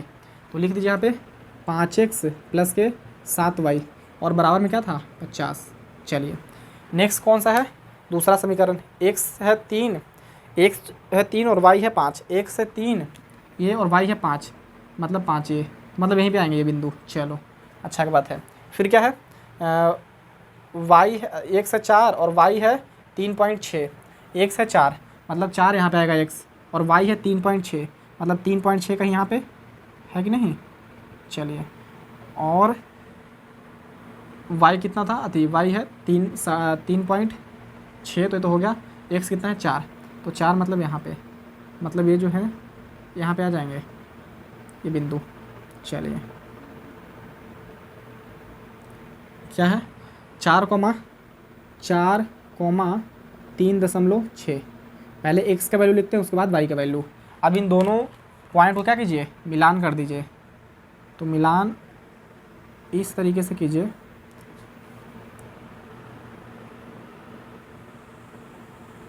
चलिए हो गया। आप लोग थोड़ा बढ़िया से मिला लीजिएगा प्रॉपर, ठीक है। अब देखिए ये दोनों रेखाएं किस बिंदु पे काट रहा? पहले इस वाले समीकरण, मतलब ये किस समीकरण का रेखा था, तो उसका पहले नाम लिख दीजिए, ठीक है। जिस समीकरण का वो रेखा है उसका नाम लिख दीजिए। क्या है ये? 7x प्लस के 5y। तो लिख दीजिए कहीं पे, यहीं पे लिख दीजिए 7x प्लस के 5y बराबर 46। चलिए अब देखो ये रेखा और साथ में ये रेखा एक दूसरे को देखो कहाँ पे काट रहा है? यहाँ पे। और ये बिंदु क्या था? 3,5। देखो इधर तुम आओगे तो क्या मिलेगा आपको? 5, और इधर नीचे जाओगे तो क्या मिलेगा तुमको? 3, मतलब ये बिंदु है 3,5। यहाँ पे लिखा हुआ भी था 3,5। तो जहाँ पे दोनों रेखाएं एक दूसरे को काटता है वही क्या होता है? हमारा x और y के मान। तो हमसे पूछा था कि एक पेंसिल का मूल्य और एक कलम का मूल्य, तो हमने माना था x और y। तो लास्ट में लिखेंगे यहाँ पे फाइनल आंसर हमारा रहेगा, वो क्या रहेगा कि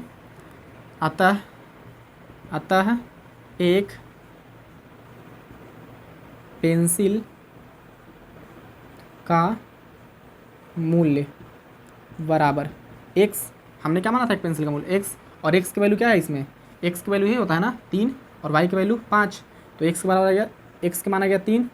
चलिए दूसरा क्या था? एक कलम का मूल्य। ये नहीं पूछ रहा था कि एक कलम का मूल्य ज्ञात कीजिए। तो लिखेंगे एक कलम का मूल्य बराबर, इसको थोड़ा सा यहीं पे कर देते हैं 3। कलम का मूल्य हमने क्या माना था? y लिखेंगे बराबर, और y बराबर आया है कितना इसमें? 5 है। देखिए तो यहाँ पे लिख देंगे 5, और ये क्या होगा? हमारा फाइनल आंसर, ठीक है। बस हमें 2 चर वाले रैखिक समीकरण युग्म बनाना था, हमने बना दिया। फिर इसको ग्राफीय विधि से हल करना था। ग्राफीय विधि से हल किया तो x का मान 3 और y के मान 5 मिला। यही क्या होगा? Final answer. तो जल्दी से आप लोग इसको कॉपी कर लीजिए।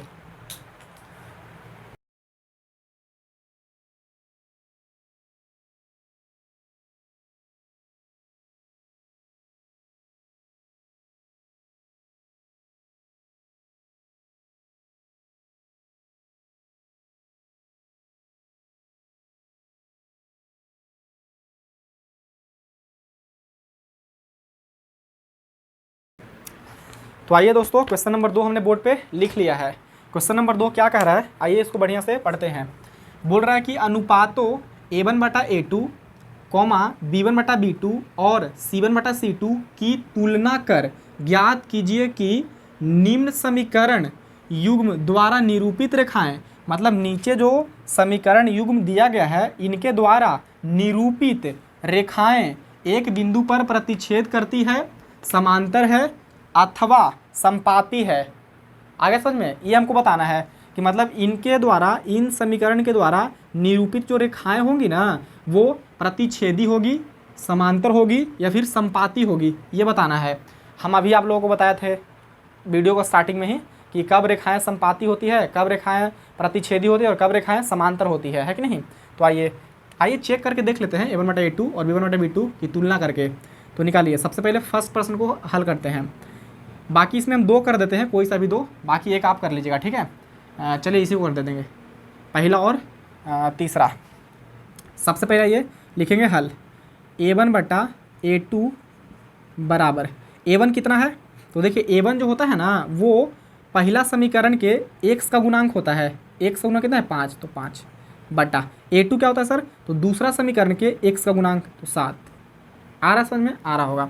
आप निकालिए b1/b2, तो लिखेंगे b1/b2 बराबर, b1 कितना है, तो पहला समीकरण में y का गुणांक, इसका क्या है -4, तो लिखेंगे -4 बटा, और b2 क्या है, तो दूसरा समीकरण में y का गुणांक प्लस का 6, मतलब 6 लिख देंगे। इसको काटेगा तो कितना आएगा -2/3। अब यहीं पे रुक जाइए, आगे चलते कब, जब ये दोनों बराबर आ जाता, लेकिन ये दोनों बराबर है नहीं, तो यहीं पे रुक जाएंगे। अब आप देख पा रहे होंगे कि a1/a2 बराबर नहीं है b1/b2 के। क्यों सर, इसमें है 5/7 और इसमें -2/3, क्या ये दोनों बराबर है, नहीं। मतलब लिखेंगे यहाँ पे कि चूँकि a1/a2 बराबर नहीं है, ये नहीं है किसके, b1/b2 के, तब क्या होगा, इसलिए रेखाएं प्रतिच्छेदी होगी, इसलिए रेखाएं प्रतिच्छेदी होंगी, बस बात खत्म। यही होगा फाइनल आंसर। आई होप कि आपको चीज़ें समझ में आ रहा होगा, ठीक है, इतना ही सिंपल है। नेक्स्ट आइए तीसरा, सेकेंड आप HW के तौर पे लिख लीजिए, ठीक है, HW आपका है ये, वही सेम चीज़ें करना है, लिखना है हल। क्या करना है, a1a2 और b1b2 और c1c2 की तुलना करना है, कर लीजिए, देख लीजिए a1/a2, अब a1 कितना है 6, a2 कितना है 2, काटिए, कितना बार में कटेगा 3 बार में, बहुत बढ़िया। अब निकालिए b1 और b2, b1 कितना है -3, देखिए y का गुणांक -3, और b2 कितना है y का गुणांक माइनस का यहाँ पे कुछ नहीं तो क्या है 1, तो -1, तो माइनस माइनस खत्म, तो कितना आया 1 से काटो 3 को, कितना बार में कटेगा 3 बार में ही, मतलब a1/a2 बराबर है b1/b2 के, इसलिए हमको c1 भी निकालना पड़ेगा, c1/c2, ठीक है।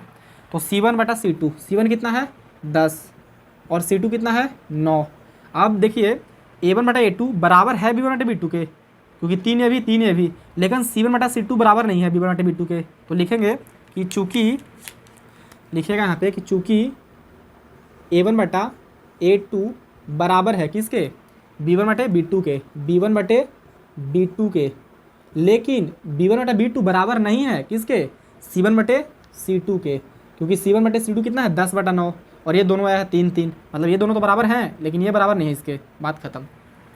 तो जब ऐसा होता था तो हम आप लोग को बताएं कि रेखाएं किस तरीके की होती थी, समांतर। स्टार्टिंग के वीडियो के स्टार्टिंग में हम आप लोग को ये सब सारी चीज़ें बता दिए हैं, ठीक है। a1/a2 बराबर है b1/b2 के, लेकिन b1/b2 बराबर नहीं है c1/c2 के, तब रेखाएं जो होंगी वो क्या होंगी, समांतर होंगी। तो लिख देंगे, इसलिए लिखेंगे यहाँ पे, आई होप कि आपको दिख रहा होगा, नहीं दिख रहा तो कोई दिक्कत नहीं, यहाँ पे लिख देते हैं, ठीक है। ऊपर लिखेंगे इसलिए में एक ऊपर बिंदु और नीचे 2 बिंदु, चूँकि में 2 बिंदु ऊपर और 1 बिंदु नीचे, ये होता है चूँकि, और ये होता है इसलिए। आप हिंदी में लिख दीजिए, इसलिए हिंदी में लिख दीजिए यहाँ पे चूँकि, कोई दिक्कत नहीं है। इसलिए रेखाएं समांतर होंगी, बस। सर क्या आप जो लैंग्वेज लिख रहे हैं बिल्कुल हम वही लिखेंगे कॉपी पेस्ट, नहीं, आप ये भी लिख सकते हैं, चूँकि दिए गए समीकरण के जो ग्राफ होंगे, दिए गए समीकरण की जो रेखाएं होंगी वो समांतर होंगी, आप लंबा चौड़ा लिखिए, कोई दिक्कत नहीं है, ठीक है। आई होप कि क्वेश्चन नंबर 2 आप लोगों को समझ में आया होगा। तो चलिए अब चलते हैं क्वेश्चन नंबर 3 पे।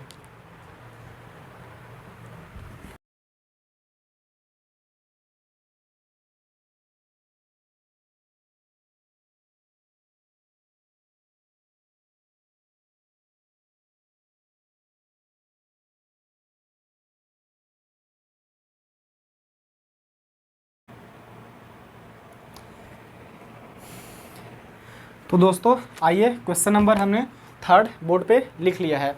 आइए देखते हैं क्वेश्चन नंबर 3 क्या कहता है। बोल रहा है क्वेश्चन नंबर 3 कि अनुपातों A1/A2, B1/B2 और C1/C2 की तुलना कर ज्ञात कीजिए कि निम्न रैखिक समीकरणों के युग्म संगत है या असंगत। मतलब नीचे जो भी समीकरण दिया गया है ये संगत हैं या असंगत हैं। अब हम आपको बताए थे कि यदि A1/A2 बराबर होता है B1/B2 के और B1/B2 बराबर होता है C1/C2 के तब संगत युग्म होंगे, और जब A1/A2 बराबर नहीं होगा B1/B2 के तो भी संगत युग्म होंगे। लेकिन A1/A2 बराबर नहीं होगा B1/B2 के और B1/B2 बराबर A1/A2 बराबर है B1/B2 के और B1/B2 बराबर नहीं है C1/C2 के, तब इसके असंगत युग्म होंगे। ठीक है, तो आइए चेक कर लेते हैं। तो पहला क्वेश्चन आप लोग क्या कीजिएगा, बना लीजिएगा, क्योंकि पहला बड़ा आसान है। और कौन सा, और आप लोग दूसरा भी कर लीजिएगा, और नहीं तो कहिए दूसरा बता देते हैं या तीसरा बता देते हैं। चलिए दूसरा भी कर लीजिएगा। ठीक है, तीसरा कर देते हैं गाइज हम, और एक चौथा कर देते हैं, और एक पाँचवा करते हैं। मतलब ये चौथा है और ये पाँचवा है, तो 3 हम कर देते हैं। बाकी ये वाला रहेगा आपका HW, फर्स्ट और सेकेंड, ये। ठीक है, एक आध और बीच में नहीं होगा तो छोड़ देंगे, क्योंकि ईजी है, कोई ज़्यादा खास इसमें नहीं है। तो आइए सबसे पहले हम लोग करते हैं क्वेश्चन नंबर 3, मतलब तीसरा के तीसरा भाग।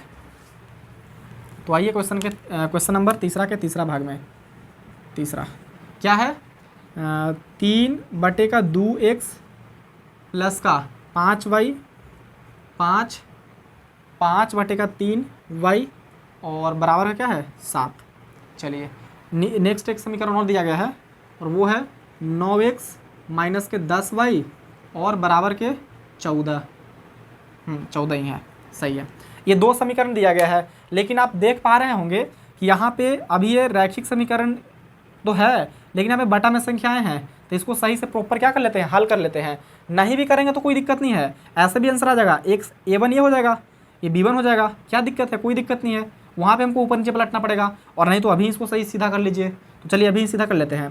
तो देखिए ये है x, अगर ऐसे लिखा हुआ है ना गाइज, इसका मतलब होता है कि ये x गुणा में है इसके, तो 3 में x से गुणा करेंगे तो 3x, मतलब 3x/2 है। ये 3/2 इंटू x लिख लीजिए, चाहे तो 3x/2 लिख लीजिए, बात बराबर है। ठीक है, तो 2 और 3 का LCM लेंगे तो कितना आएगा, 6 आएगा। अब 2 का पढ़ो के बार में 6 आता है 3 बार में, और 3 का पढ़ेंगे 3 बार, तो 3 3 9, और x है तो x, प्लस है तो प्लस। 3 का पढ़ो के बार में 6 आएगा 2 बार में, और 2 का पढ़ेंगे 5 बार तो 10 आएगा, और y है तो y बराबर क्या हो जाएंगे 7। बस अब यहाँ से क्रॉस मल्टीप्लाई कर दीजिए, तो क्या आ गया 9x प्लस का 10y इज इक्वल टू 6 7 जा क्या होता है 42, 7 6 42। अब ये बन गया हमारा समीकरण। ठीक है, पहले भी था, कोई दिक्कत नहीं था, पहले भी हम लोग हल कर सकते हैं, कोई दिक्कत नहीं था। हम लोग बता सकते हैं कि संगत युग्म है क्या संगत युग्म, लेकिन इसको थोड़ा सा हम लोग ईजी कर लिए हैं ऐसे करके। ठीक है, चलिए निकालिए। सबसे पहले लिखेंगे हल। अच्छा, तो लिख दीजिए कि A1/A2 बराबर कितना होगा। A1 देखिए इसमें क्या है 9, तो 9 लिखेंगे।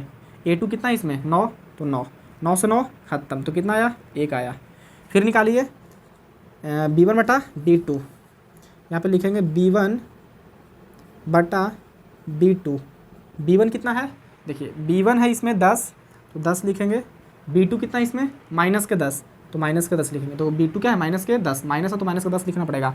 10 से 10 खत्म, कितना बार में 1 बार में, लेकिन ये माइनस का चिन्ह है तो माइनस का चिन्ह लगा दीजिए। ठीक है, बस यहाँ पे देखिए अब A1/A2 आया है 1 और B1/B2 आया है माइनस के 1, दोनों बराबर तो नहीं है, तो लिखेंगे यहाँ पे लिख देते हैं साइड में कि चूँकि A1/A2 is not equal to B1/B2, मतलब A1/A2 बराबर नहीं है B1/B2 के, इसलिए क्या बोल रहा था कि निम्न रैखिक समीकरणों के युग्म संगत हैं या संगत, इसलिए रैखिक पूरा लिख देते हैं, इसलिए रैखिक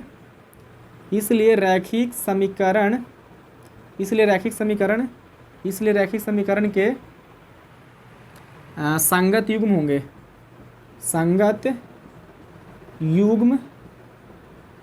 होंगे, ठीक है, बस यही क्या होगा फाइनल आंसर।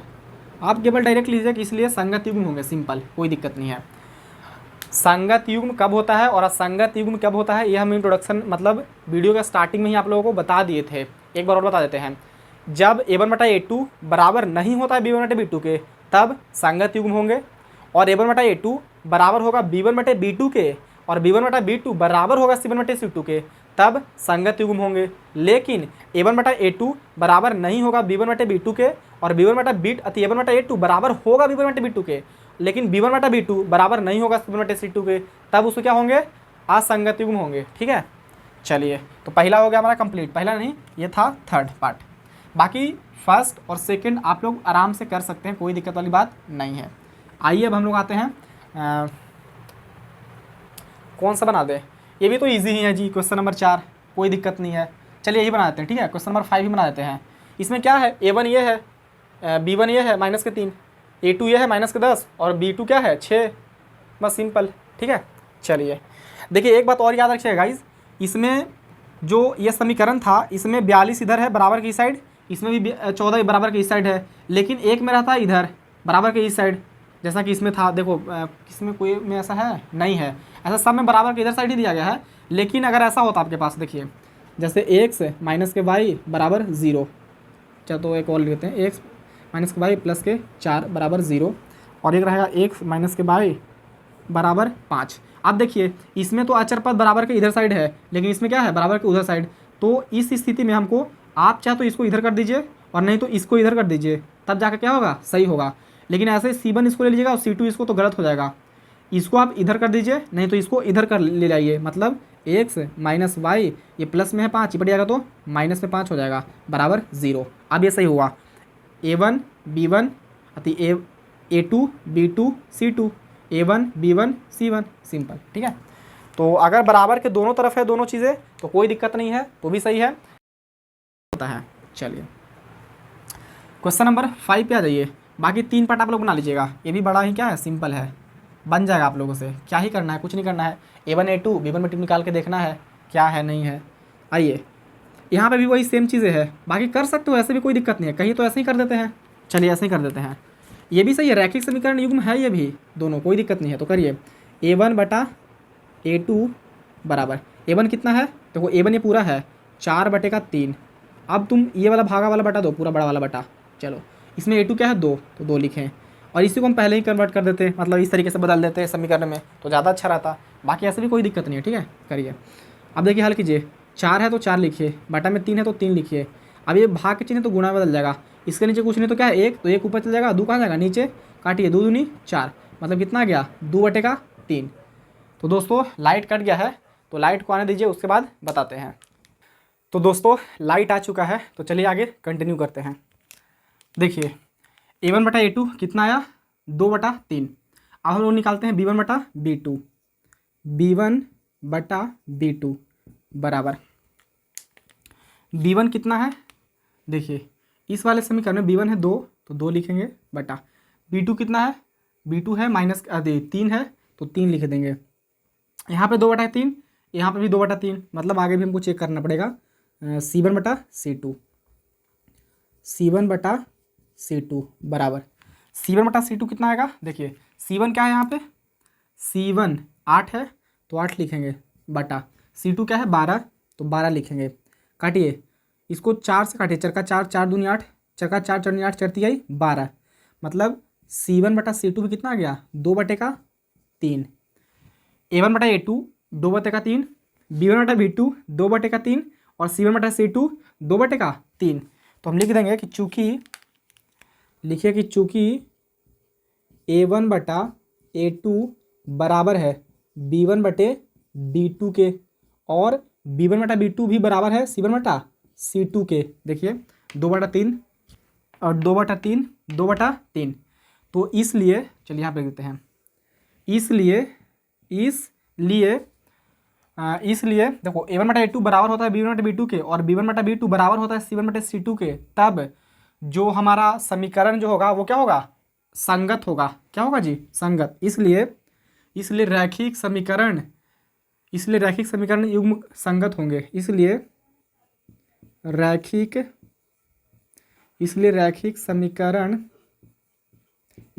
समीकरण का युग्म क्या होगा, संगत होगा, संगत होगा। ठीक है, बस बन गया, ये हो गया हमारा फाइनल आंसर। आई होप कि आपको ये सारी चीज़ें समझ में आ रहा होगा। चलिए, तो अब हम लोग बढ़ते हैं आगे। बाकी ये 3 आपके लिए है HW के तौर पे, इनको आप खुद ही बना लीजिएगा। ठीक है, बड़ा ही सिंपल है, बड़ा ही साधारण है, कोई दिक्कत वाली बात इसमें नहीं है। आप ये याद रखिएगा कि संगत कब होता है और असंगत कब होता है। तो जब A1/A2 बराबर नहीं होता है B1/B2 के, तब संगत युग्म होगा, और A1/A2 बराबर होगा B1/B2 के, और B1/B2 बराबर होगा C1/C2 के, तभी संगत युग्म होगा। लेकिन A1/A2 बराबर होता B1/B2 के, लेकिन B1/B2 बराबर नहीं होता C1/C2 के, तब कब होता, तब क्या होता, असंगत युग्म होता। ठीक है, यानी समांतर रेखाएं होती, और जब समांतर रेखाएं होती है तो उसका कोई हल नहीं होता है, और कोई हल नहीं होगा तो रेखाएं क्या होंगी, संगत होंगी। ठीक है, असंगत होगा। चलिए, तो अब हम लोग देखते हैं क्वेश्चन नंबर 4, ये था क्वेश्चन नंबर 3, तो जल्दी से इसको कॉपी कर लीजिए।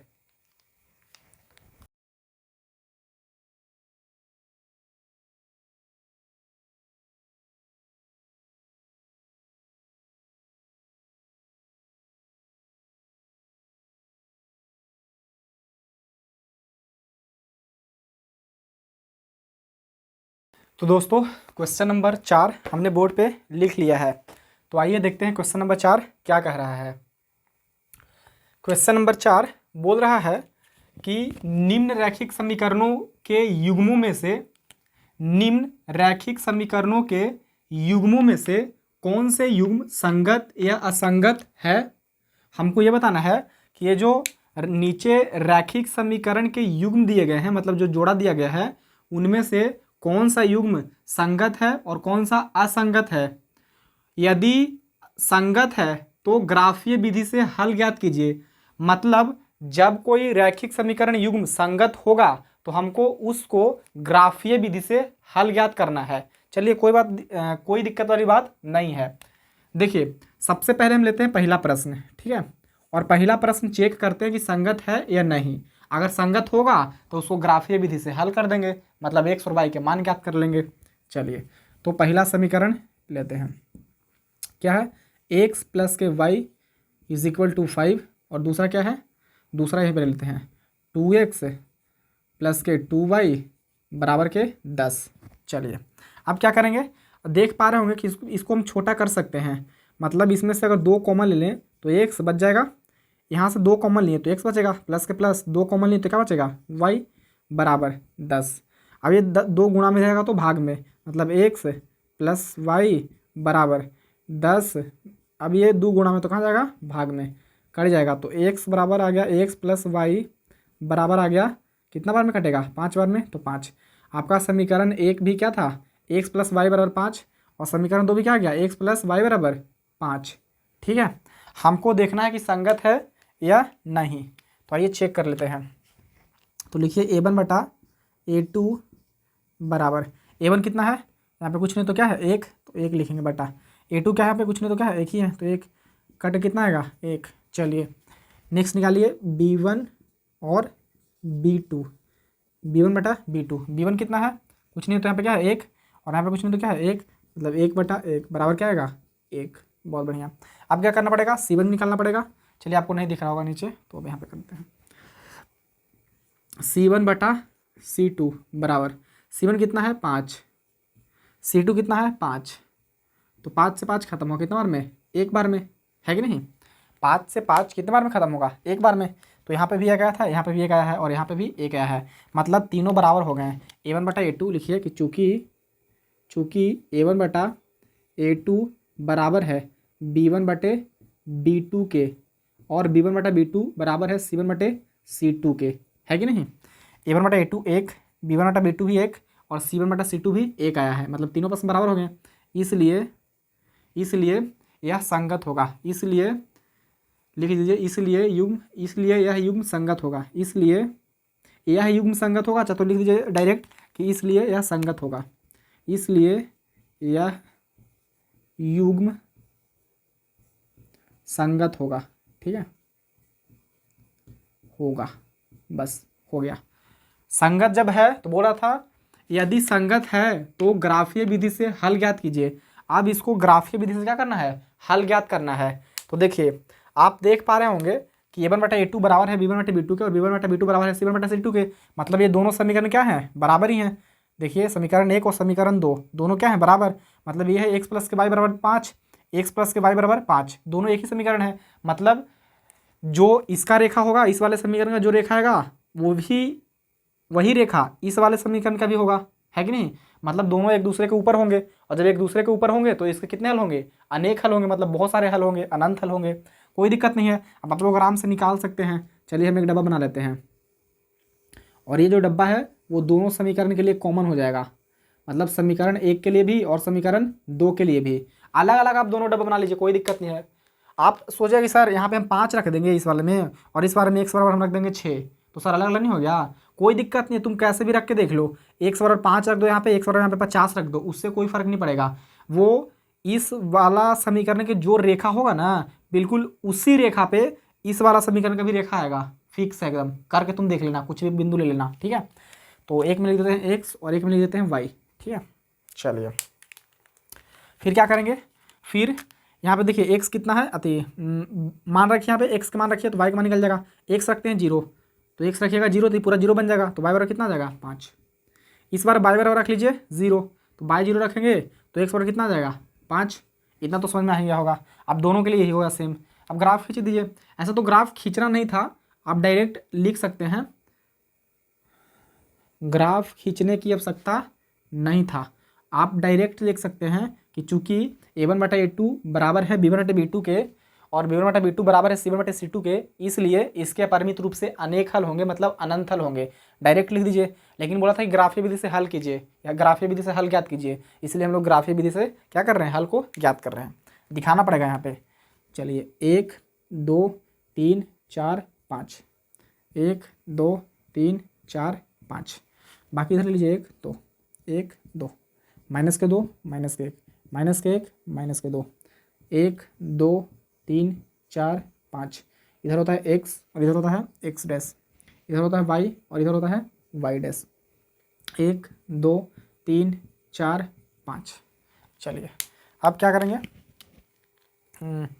बिंदु देखिए, बिंदु क्या था, x 0 है y 5 है। मतलब x अगर 0 है और y 5 है तो मतलब यह बिंदु कहाँ आएगा, y अक्ष पे, क्योंकि y का मान है, x का मान 0 है तो y अक्ष पे आएगा।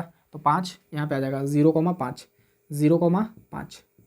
चलिए दूसरा बिंदु क्या है, 5,0, मतलब x का मान तो 5 है लेकिन y का मान 0 है, मतलब ये बिंदु कहाँ आएगा, x अक्ष पे आएगा, क्योंकि ये x का मान है।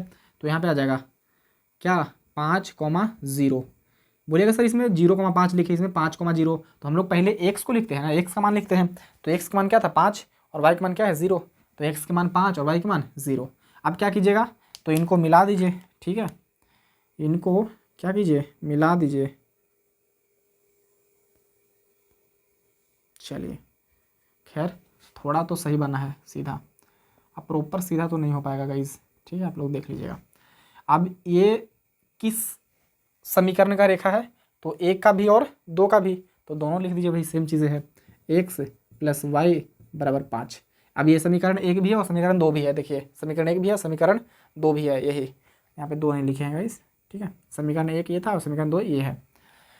बस हो गया। इसी पे एक दूसरा रेखा भी आ जाएगा, तो लिख दीजिएगा लास्ट में कि दिए गए समीकरण के अपरिमित रूप से अनेक हल होंगे। लास्ट में लिख दीजिएगा कि अतः रेखाएं संपाती है। ये लिखना जरूरी है कि हाँ अतः रेखाएं संपाती है, डायरेक्ट लिख दीजिए, ठीक है, वो समझ जाएगा कि हाँ जब दोनों समीकरण एक ही हैं, दोनों समीकरण जब सेम है, समान है, तो दोनों रेखाएं एक ही के ऊपर आएगा, मतलब एक के ऊपर दूसरा रेखा आएगा, ठीक है। तो अतः रेखाएं संपाती है, क्योंकि एक के ऊपर दूसरा आएगा, मतलब एक और अगर दूसरे समीकरण का ग्राफ खींचते तो भी इसी पे आता, बिल्कुल ऐसे ही, ठीक है। तो एक के ऊपर दूसरा भी आ जाता। तो हम लोग लिखे हैं कि अतः रेखाएं संपाती है, इसलिए अपरिमित रूप से अनेक हल होंगे, इसलिए अनंत या अनेक हल होंगे। बस बात खत्म। ये क्या हो गया, final answer. I hope guys कि आपको ये चीज़ें समझ में आया होगा। अगर आया है तो कॉपी कर लीजिए। आगे चलते हैं हम लोग क्वेश्चन नंबर 5 पे।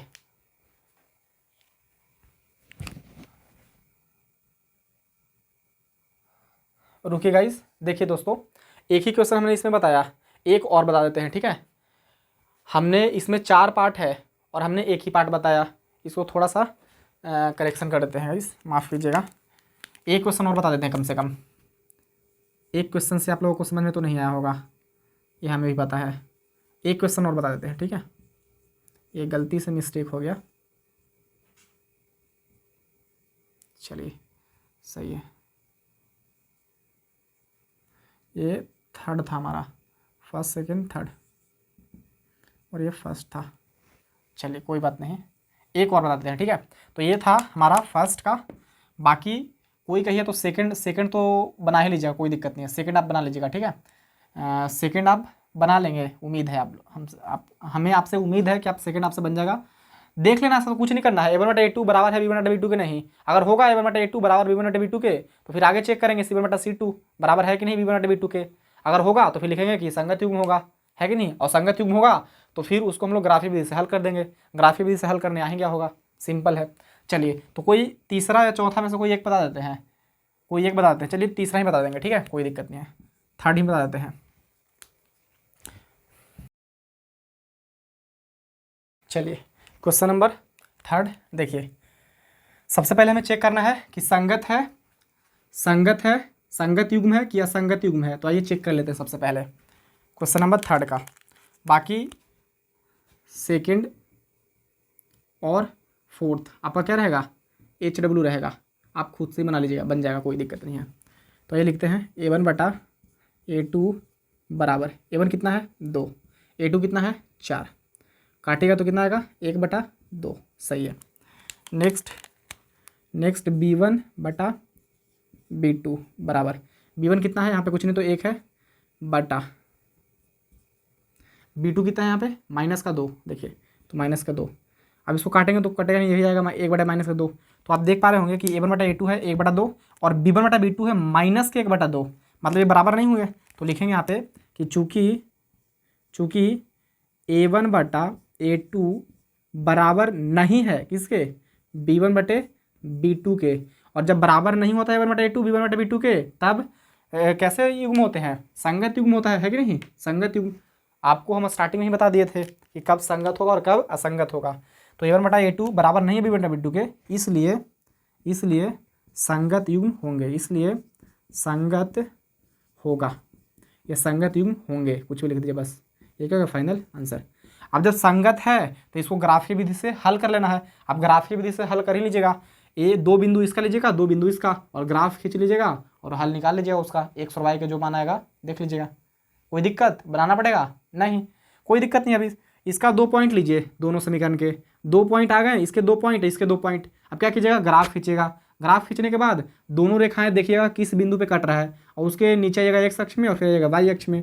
और जो आएगा बिंदु यहाँ पे उस इस वाले बिंदु का निशांक वही क्या हो जाएगा, X और Y के मान लो यहाँ पे 4 है और यहाँ पे 5, तो X बराबर 4 और Y बराबर 5, यही आंसर लास्ट में दिया कि X बराबर 4 और Y बराबर 5, यही फाइनल आंसर, ठीक है, बन जाएगा आई होप। चलिए कोई दिक्कत नहीं है। अब आगे बढ़ते हैं क्वेश्चन नंबर 4 पे।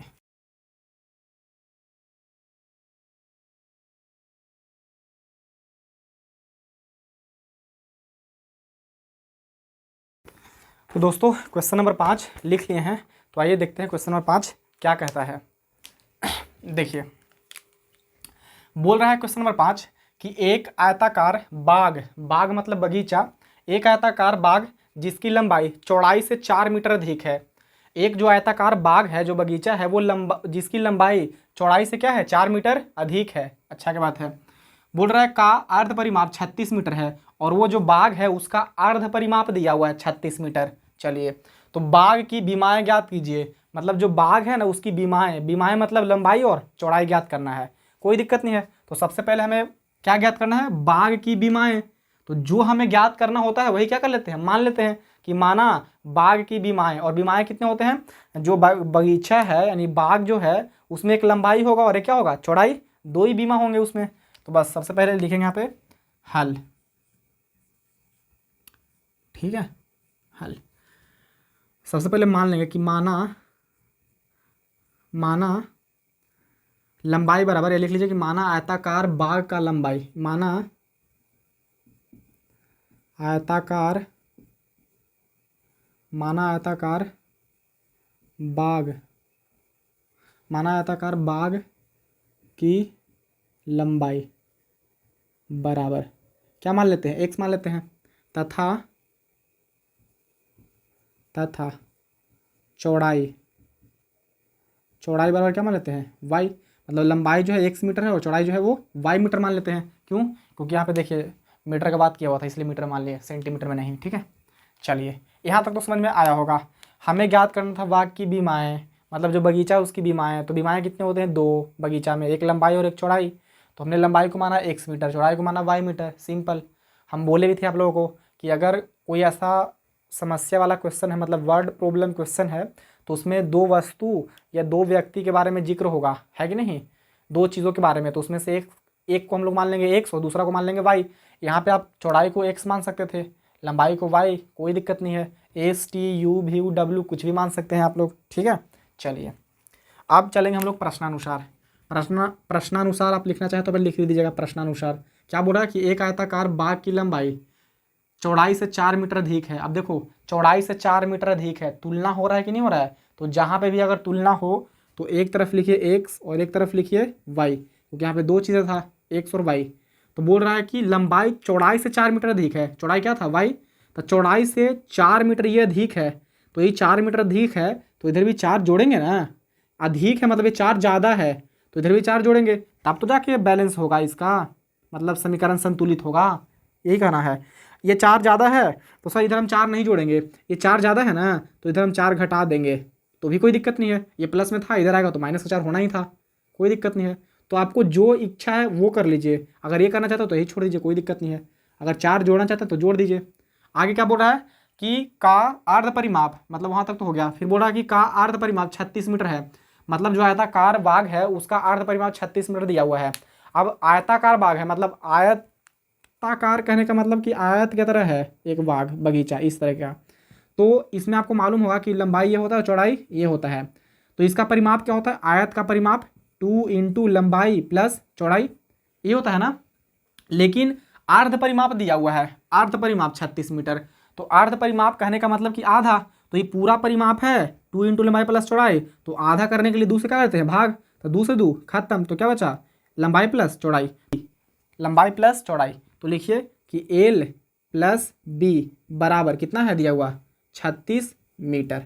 आप डायरेक्ट लिख सकते थे, एल क्या था यहाँ पर, लंबाई कितना था, एक्स, तो एक्स लिखिए। तो डायरेक्ट लिखना चाहते हो तो डायरेक्ट लिख दीजिए, नहीं तो इसके नीचे लिखिए, कोई दिक्कत नहीं है। ठीक है, तो लंबाई है, चलो एक बार लिख देते हैं, लंबाई गुना लंबाई प्लस चौड़ाई बराबर कितना दिया हुआ है, 36 मीटर। लंबाई कितना था, लंबाई एक्स माने थे, प्लस चौड़ाई कितना माने थे, वाई, बराबर क्या है ये, 36 मीटर। मीटर लिखिए नहीं लिखिए कोई दिक्कत नहीं है। ठीक है, तो ये समीकरण सेकंड हो गया।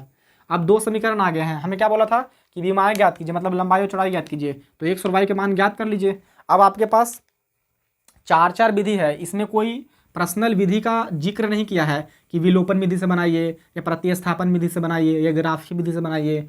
जो आपको अच्छा लगता है चारों विधि में से वो विधि से बना लीजिए। ठीक है, तो हम देख रहे हैं कि यहाँ पे वाई का मान निकला हुआ है x माइनस का 4, तो क्यों हम प्रतिस्थापन विधि इसमें यूज़ कर लें, है कि नहीं। क्योंकि एक पद का मान निकला हुआ है वाई का, तो वाई का मान समीकरण सेकंड में रख देंगे तो हमें एक्स का मान निकल जाएगा इसमें, है कि नहीं, अति वाई का मान निकल जाएगा और वाई का मान फिर इसमें रख देंगे। तो अच्छा यहाँ पे वाई का मान रखेंगे तो हमें एक्स का मान मिलेगा और एक्स का मान फिर इसमें रख देंगे तो हमें वाई का मान मिल जाएगा। ठीक है, चलिए तो लिखते हैं कि समीकरण फर्स्ट से वाई का मान समीकरण सेकंड में रखने पर, लिखिए कि वाई का मान डायरेक्ट भी लिख सकते हैं कि वाई का मान समीकरण 2 में रखने पर, या फिर लिख दीजिए कि समीकरण 1 से समीकरण 1 से वाई का मान समीकरण 2 में रखने पर अब समीकरण 1 में y का मान क्या है, ये x माइनस का 4, तो रखिए समीकरण 2 ये है। तो एक बार लिख दीजिए x प्लस के y बराबर 36, ये ना था समीकरण 2।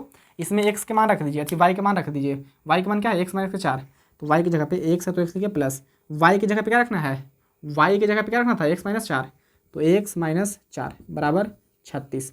एगो x और एगो x, तक एगो x 2x बराबर 36, ये माइनस का 4 ही पड़ जाएगा तो प्लस के 4, तो x बराबर कितना आ गया, 36 और 4 होता है 40, और ये गुणा में 2 है, पड़ जाएगा तो भाग में 2 कटेगा तो कितना आएगा 20, मतलब x बराबर आ गया 20। सही है। अब क्या ज्ञात करना है हमको, y। ठीक है, चलो y ज्ञात कर लेते हैं, कोई दिक्कत नहीं है। तो लिखिए कि y x का मान 20 आ गया है है कि नहीं। तो x का मान समीकरण आप किस में रख दीजिए, फर्स्ट में। आप सेकंड में भी रख दीजिएगा तो कोई दिक्कत नहीं है, इससे भी आ जाएगा आंसर। इसमें भी रख दीजिए, दोनों में से किसी एक समीकरण में रख दीजिए किसका मान, x का मान। चलो इसको थोड़ा सा इसलिए देते हैं यहाँ पे कि x बराबर आ गया है 20, ठीक है। चलिए अच्छा की बात है। अब आइए लिखिए कि x का मान समीकरण फर्स्ट में रखने पर लिखिए कि x का मान समीकरण फर्स्ट में रखने पर चलिए समीकरण फर्स्ट क्या है देख लीजिए एक बार। समीकरण फर्स्ट यही था, x माइनस 4 बराबर y। x का मान कितना रखना है 20, तो यहाँ पर रख दीजिए 20 माइनस 4 बराबर y। तो y बराबर कितना आ गया, 20 में से 4 गया तो 16 बराबर y। मतलब x के मान आ गया, x के मान आ गया कितना 20 और y के मान आ गया y। लेकिन हमें x और y के मान नहीं ज्ञात करना था, हमें क्या ज्ञात करना है, वाग की लंबाई और चौड़ाई। तो लिखिए कि अतः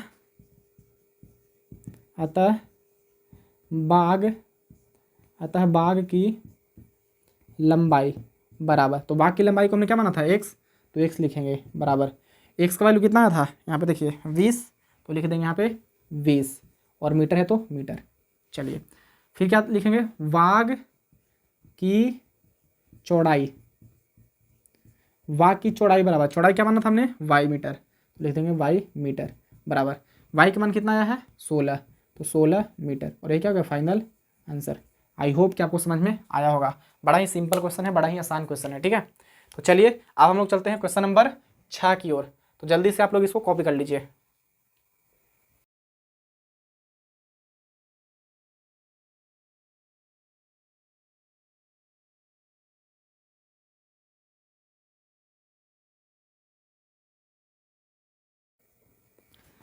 तो देखिए दोस्तों क्वेश्चन नंबर 6 हमने बोर्ड पे लिख दिया है।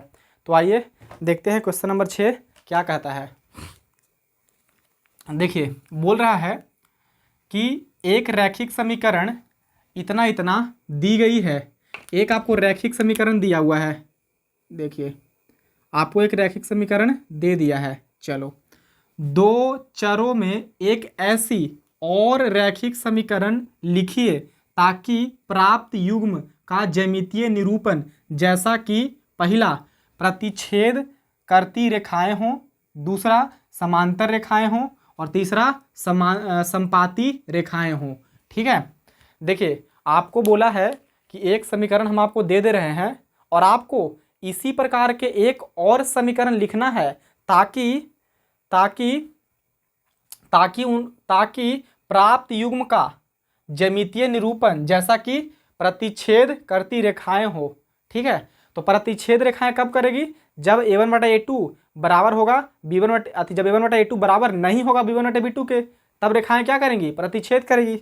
बस, तो ये बड़ा सिंपल क्वेश्चन है। आई होप कि क्वेश्चन आपको समझ में आया होगा। बोला है कि एक समीकरण हम आपको दे दिए हैं, इसी तरीके का एक आप और समीकरण लिखिए ताकि उनका युग्म क्या हो, ताकि उनका जो ज्यामितीय निरूपण है ना वो कैसा हो, प्रतिच्छेद करती रेखाएं हो, फिर दूसरा में समांतर रेखाएं हो और फिर तीसरा में संपाती रेखाएं हो। कोई दिक्कत नहीं है, कर लेंगे, बड़ा सिंपल क्वेश्चन है। तो लिखेंगे हल। सबसे पहले लिख दीजिए कि दिया है क्या दिया है, यही एक समीकरण 2x प्लस का 3y माइनस का 8 बराबर 0। चलिए अब हम लोग को हम लोग जानते हैं कि प्रतिच्छेद करती रेखाएं कब होती है, जब अनुपात a1/a2 बराबर नहीं होता है b1/b2 के, है कि नहीं। तो लिखेंगे कि दो रेखाएं प्रतिच्छेद करती है यदि, लिखिए दो रेखाएं प्रतिच्छेद करती है यदि प्रतिच्छेद करती है यदि a1/a2 बराबर नहीं है किसके, b1/b2 के। बस मतलब दो रेखाएं प्रतिच्छेद करेगी कब, जब a1/a2 बराबर नहीं होगा b1/b2 के। तो कोई ऐसा समीकरण ले लीजिए जिसमें देखो तुम पहला तो कुछ भी जो मन करे वो ले लो, बस बराबर नहीं आना चाहिए। मतलब अगर यहाँ पे हम लिखते हैं जैसे, तो फिर लिखेंगे समीकरण बराबर, हमें एक समीकरण याद करना था तो लिख देंगे समीकरण बराबर, लिख दीजिए कुछ भी 4x प्लस, यहाँ पे देखो अब इसको काटेंगे तो कितना आएगा 1/2, लेकिन अब यहाँ पे 1/2 नहीं आना चाहिए, नहीं तो बराबर हो जाएगा ये। तो यहाँ पे 3 है ना, तो यहाँ पे तुम 3 ही लिख दो, तब इसमें काटेंगे 3 से 3 खत्म होगा तो 1 आएगा, और यहाँ पे 2 से 4 काटेंगे तो 1/2 आएगा, तो बराबर नहीं हुआ। तो यहाँ पे तुम 3 लिख दो, मतलब 6 के अलावे तुम कुछ भी लिख दो, जो मन करे वो लिख दो, 6 नहीं खाली यहाँ पे लिखिएगा। मतलब जो आप नया वाला समीकरण लिख रहे हैं ना उसमें 6 मत लिखिएगा, क्यों? क्योंकि अगर यहाँ पे मान लो 6 रहेगा, 6 और y है तो y, और माइनस यहाँ पे कुछ भी कर दीजिए 8 बराबर 0। अब देखिए यदि यहाँ पे 6 होगा तो 3 का 3, 3 दूनी 6, 2 बार में कटेगा मतलब 1/2 आएगा b1/b2 जी, और a1/a2 कितना आएगा 1/2, क्योंकि 2 का 2 दूनी 4, तो 1/2 आ जाएगा ना, तो ये दोनों बराबर हो गया, मतलब a1/a2 बराबर हो गया b1/b2 के। तब थोड़ी होगा प्रतिच्छेद करती रेखा है, नहीं। कब होगा प्रतिच्छेद करती रेखा है, जब a1/a2 बराबर नहीं होगा b1/b2 के।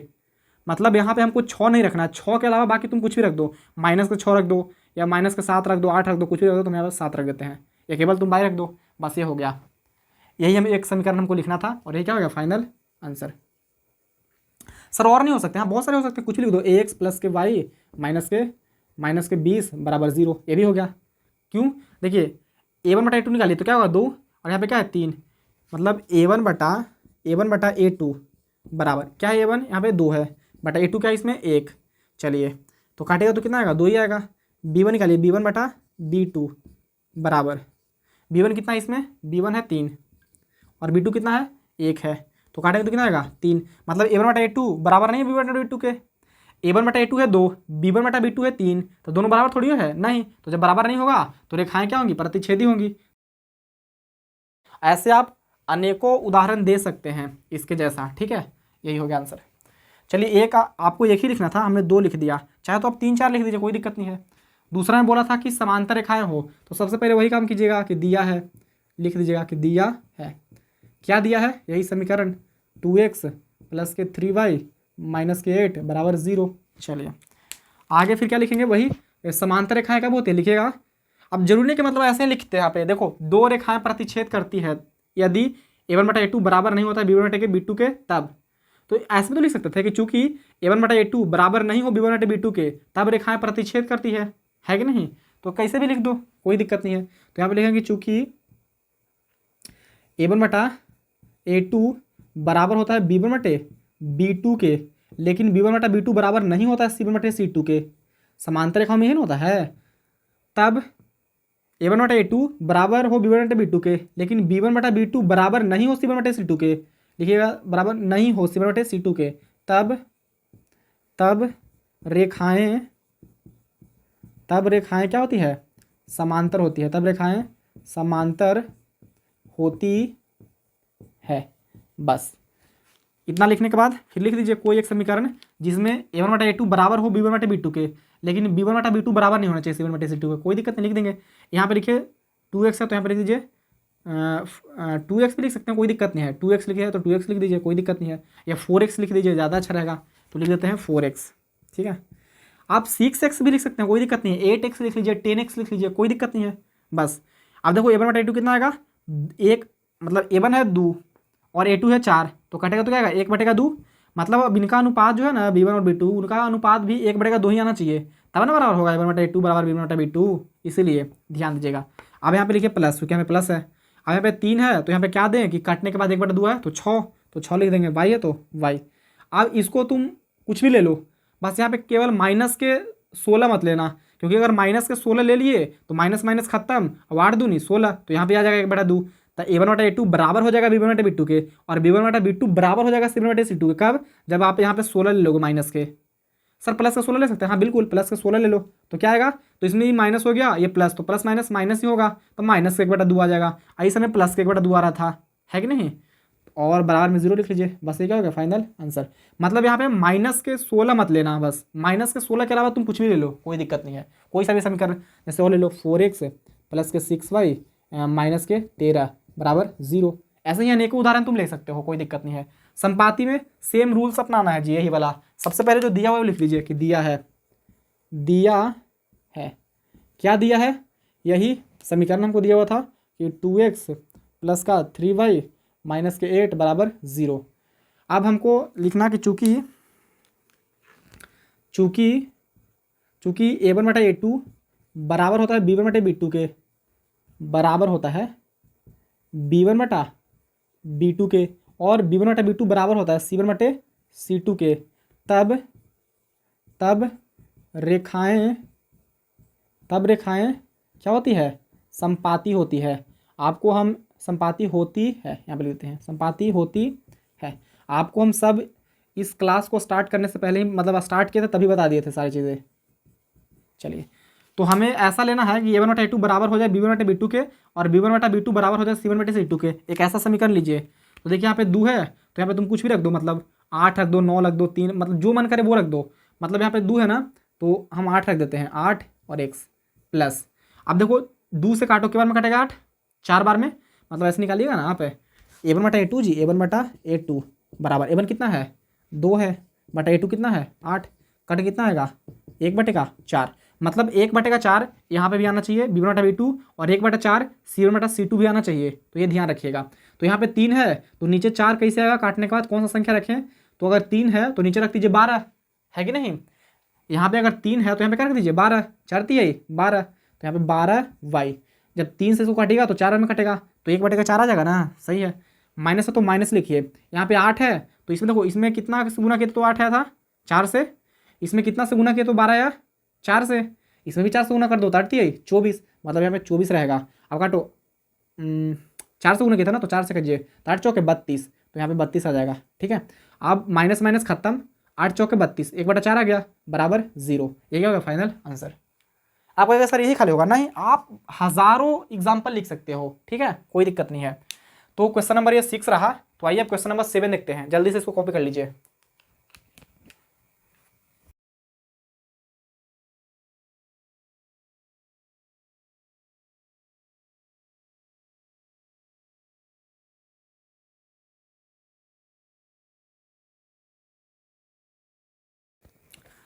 तो दोस्तों क्वेश्चन नंबर 7 हमने बोर्ड पे लिख दिया है, और यह क्वेश्चन इस प्रश्नावली का लास्ट क्वेश्चन है। तो आइए देखिए क्वेश्चन क्या बोल रहा है। बोल रहा है कि समीकरणों x माइनस वाई प्लस 1 बराबर 0 और 3x प्लस का 2y माइनस के 12 बराबर 0 का ग्राफ खींचिए। मतलब दो समीकरण दिया गया है और इन दोनों समीकरणों का ग्राफ खींचना है। खींच लेंगे, कोई दिक्कत नहीं है। फिर क्या बोला है, x अक्ष और इन रेखाओं से, मतलब इनका जब ग्राफ खींचेगा तो इनके दो रेखाएं आएंगे, और एक अक्ष एक होता है तो वो, और इन दोनों रेखाओं से बने त्रिभुज के शीर्षों के निर्देशांक ज्ञात कीजिए और त्रिभुजाकार पटल को छायांकित कीजिए। कोई दिक्कत नहीं है, बड़ा सिंपल क्वेश्चन है, बड़ा ही साधारण क्वेश्चन है गाइस, ठीक है। बस समझिए क्या बोला है। पहले बोला है कि ये समीकरण और ये समीकरण का ग्राफ खींचिए, तो सबसे पहले ग्राफ खींच लो। अब ग्राफ खींचने के लिए हमें कम से कम 2 बिंदु चाहिए, तो लिखिए यहाँ पे दोनों समीकरण। पहला समीकरण, फर्स्ट समीकरण क्या था, x माइनस के y प्लस के 1 बराबर 0, ठीक है। अब तुम x लिखो, x माइनस तो करें तो माइनस y बराबर, ये प्लस में 1 है, ये बढ़ जाएगा तो माइनस 1 हो जाएगा। इसको भी तुम चाहो तो भेज सकते हो, कोई दिक्कत नहीं है, भेज दो, ज़्यादा अच्छा रहेगा। तो x बराबर माइनस का 1, और ये माइनस में y बढ़ जाएगा तो प्लस के y हो जाएगा। अब तुम हमेशा y का मान रखना, x का मान मिलता जाएगा। इसको समीकरण फर्स्ट मान लीजिए, इसको मत मानिए, अच्छा ये तो 0 था, सही है।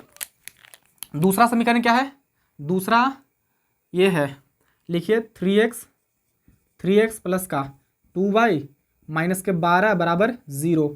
यही सेम चीज़ें कर लीजिए इसमें भी, 3x बराबर, ये माइनस के 12 ही बढ़ जाएगा तो प्लस के 12, ये माइनस के 2 ही बढ़ जाएगा तो माइनस, यहाँ पे प्लस के 2 है, प्लस के 2y है, ये बढ़ जाएगा तो माइनस के 2y हो जाएगा। और ये 3 गुना में तो यहाँ चल जाएगा भाग में, तो कर दीजिए x बराबर 12 माइनस 2y, और ये 2, ये 3 गुना में ही पड़ जाएगा तो भाग में आ जाएगा, ठीक है। इसको समीकरण मान लीजिए, ये 0 है, इसको समीकरण मान लीजिए 2, बस। समीकरण 1 ये रहा, समीकरण 2 ये रहा। अब तुम y का मान रखना, x का मान मिल जाएगा, y का मान रखो, x का मान मिल जाएगा, ठीक है, कोई दिक्कत नहीं है। आइए, तो सबसे पहले हम लोग दो बिंदु दोनों समीकरण का क्या लेते हैं, ज्ञात कर लेते हैं। चलिए, ये समीकरण नंबर फर्स्ट के रहा। एक और डब्बा बना लीजिए जो कि समीकरण नंबर सेकंड का होगा। चलिए, ये समीकरण नंबर सेकंड का है बॉक्स। बॉक्स बनाना जरूरी नहीं है, आप चाहें तो बना सकते हैं, ना चाहें तो कोई दिक्कत वाली बात नहीं है। एक में लिख दीजिए एक्स वाई एक्स वाई। ठीक है, ठीक है। चलिए, अब क्या करेंगे, बिंदु लीजिए बस। तो देखिए पहला समीकरण ये है, यहाँ पे y का मान रखो कुछ, x का मान तो मिल जाएगा। चलो y का मान रख देते हैं 5, या 4 रख दो। 4 रखेंगे y का मान, तो 4 में से 1 घटेगा तो 3 बचेगा, तो x का मान आ जाएगा 3। y का मान 4 रखे हैं यहाँ पे, y के मान 4 रखे हैं तो x का मान कितना आ जाएगा 3। यहाँ पे 4 रख के देखिए, तो 4 में से 1 घटेगा तो 3 बचेगा, तो x का मान 3 ही तो आ गया बस। y के मान इस बार 2 रख दीजिए, y के मान 2 रख देते हैं, आपको जो मन करे वो रख दीजिए। y के मान 2 रखेंगे तो 2 में से 1 घटेगा तो 1 बचेगा, तो x का मान कितना आ जाएगा 1। सिंपल, ठीक है। चलिए, x के मान कुछ भी रख दीजिए। अच्छा, यहाँ पे y है तो y के मान कुछ भी रखिए। देखिए सोच के थोड़ा कि थोड़ा छोटा अंक आए और बढ़िया अंक आए, पूर्ण अंक आए, मतलब दशमलव में ना आ जाए।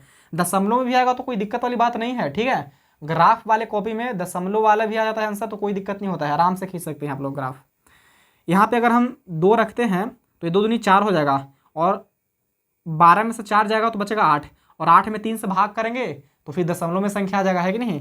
बाकी आ जाएगा तो कोई दिक्कत नहीं है, हमारे पास सपाट है, प्लेन है, इसीलिए थोड़ा सा सोचना पड़ता है। बाकी आपके पास ग्राफ कॉपी है, स्केल है, जो भी होता है डेढ़ वो सारी चीज़ें हैं, तो आप आराम से खींचिए, कोई दिक्कत नहीं, खींचा जाएगा। हम कुछ ऐसा यहाँ पे y बराबर लेते हैं ताकि x भी पूर्ण अंक आए और y भी पूर्ण अंक हो। यहाँ पे हम ले लेते हैं 3, तो 3 दूनी 6, ये सही है। y बराबर हम लिए 3, y बराबर 3, तो 3 दूनी 6, 12 में से 6 जाएगा तो 6 बचेगा, और 3 का 3 दूनी 6, मतलब यहाँ पे 2 आ जाएगा। सही करके देखना तुम लोग, ठीक है। यहाँ पे इस बार रख दीजिए 0, तो 0 रखेंगे, y बराबर रख देते हैं 0, तो ये पूरा बन जाएगा 0, और ये 12, तो 12 में 3 से भाग करेंगे तो 4 आ जाएगा, मतलब x का मान जाएगा 4। ठीक है, चलिए अब हम लोग क्या करना है, ग्राफ खींचना है, तो ग्राफ खींच दीजिए बढ़िया सा एकदम। सही है, इधर होता है x और इधर होता है x डैश, ये होता है y और ये होता है y डैश, y डैश। सही है, नंबरिंग कर दीजिए, कहाँ तक है लास्ट। x का अधिकतम मान है यहाँ पे 3, यहाँ पे 1, यहाँ पे 2, यहाँ पे 4, मतलब 4 तक, कोई दिक्कत नहीं, बड़ा बड़ा लीजिए। 1 2 3 4, 1।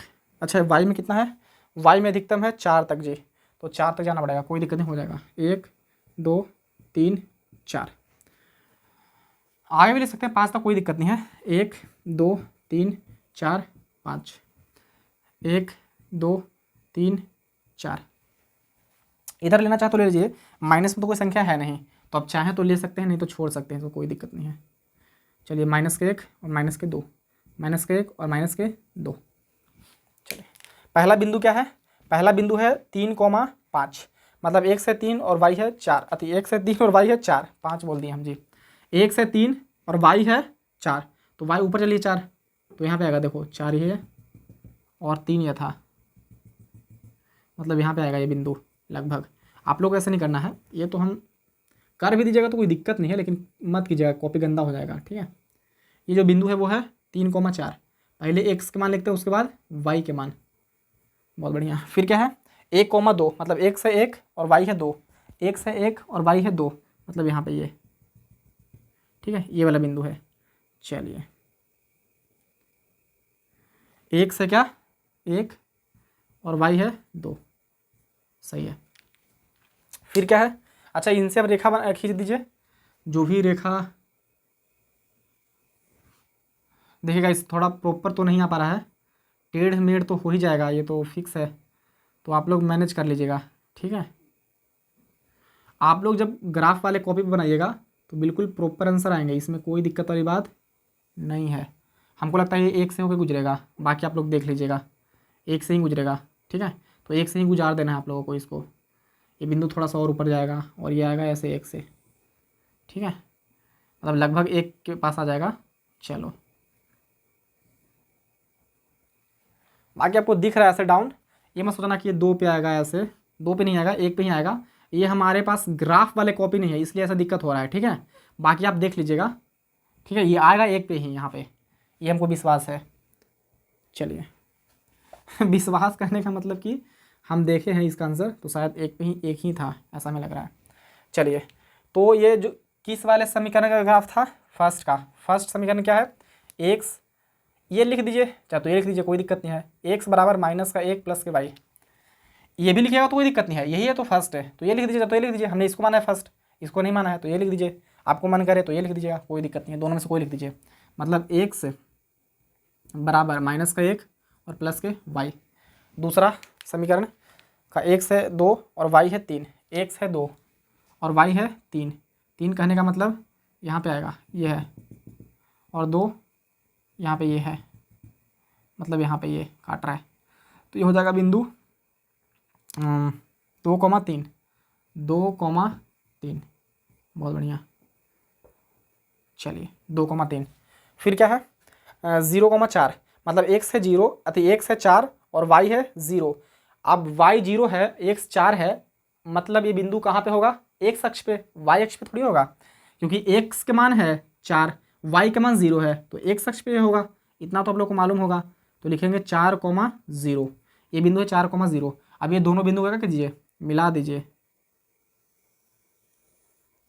अब देखिए गाइस, देखने में तो भी टेढ़ा लग रहा है, तो वैसे मत सोचिएगा आप लोग कि टेढ़ा मेढ़ा, आप लोग ये सोचिए कि हाँ हम लोग खींचेंगे तो बिल्कुल बढ़िया आएगा, क्लियर आएगा, ये मेरी गारंटी है, ठीक है, कोई दिक्कत नहीं है। चलिए, ये किस वाले समीकरण ग्राफ था, सेकंड समीकरण ये है, नहीं तो ये है, दोनों में से कोई लिख दीजिए। यही लिख दीजिए तो यही लिख दीजिए, कोई दिक्कत नहीं है, दोनों में से आप कोई लिख सकते हैं, कोई जरूरी नहीं, दोनों एक ही समीकरण है, ठीक है।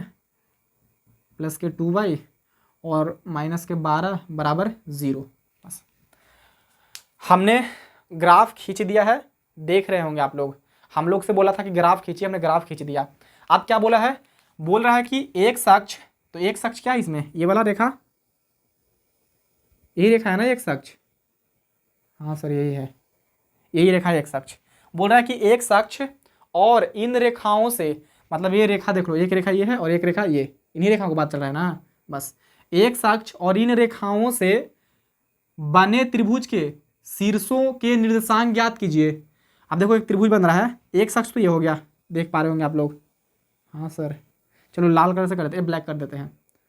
और इन रेखाओं से देखो, ये यहाँ पे आया और ये यहाँ पे आया, बना कि नहीं बना त्रिभुज, बन गया सर, बिल्कुल सॉलिड एकदम। देख पा रहे होंगे कि एक त्रिभुज बना यहाँ पे, ये रेखा यहाँ से यहाँ तक आया और ये रेखा यहाँ से यहाँ तक गया, और ये क्या था, एक अक्ष। तो बोल रहा था कि एक अक्ष और इन रेखाओं से बने त्रिभुज के शीर्षों के निर्देशांक ज्ञात कीजिए। अब इनके इन त्रिभुज के कौन कौन से शीर्ष है, एक है ये, एक है ये और एक है ये। बोले सर ये बीच में आ गया, बीच में नहीं है, एक पे ही मिलेगा, हमको विश्वास है, ठीक है, देख लीजिएगा आप लोग आंसर में। तो बस लिख दीजिए कि त्रिभुज के तीनों शीर्ष, आप लोग नीचे लिख दीजिएगा, कहीं कॉपी होगा तो, हम लिख देते हैं, यहाँ पे जगह नहीं है, ठीक है, इसको हम यहीं पे लिख देते हैं। चलिए लिख दीजिएगा कि त्रिभुज के तीनों शीर्ष, आप लोग हिंदी में लिख दीजिएगा कि त्रिभुज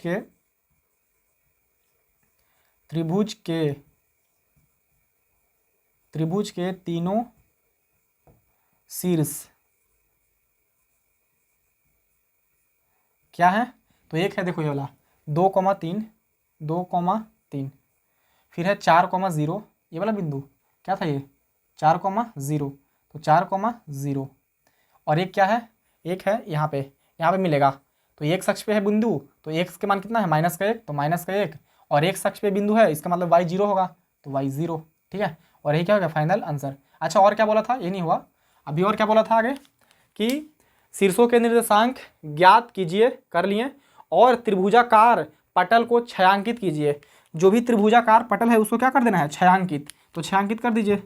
बस ये हो गया छायांकित, छायांकित करना मतलब कलर कर देना, ठीक है, बस छायांकित हो गया।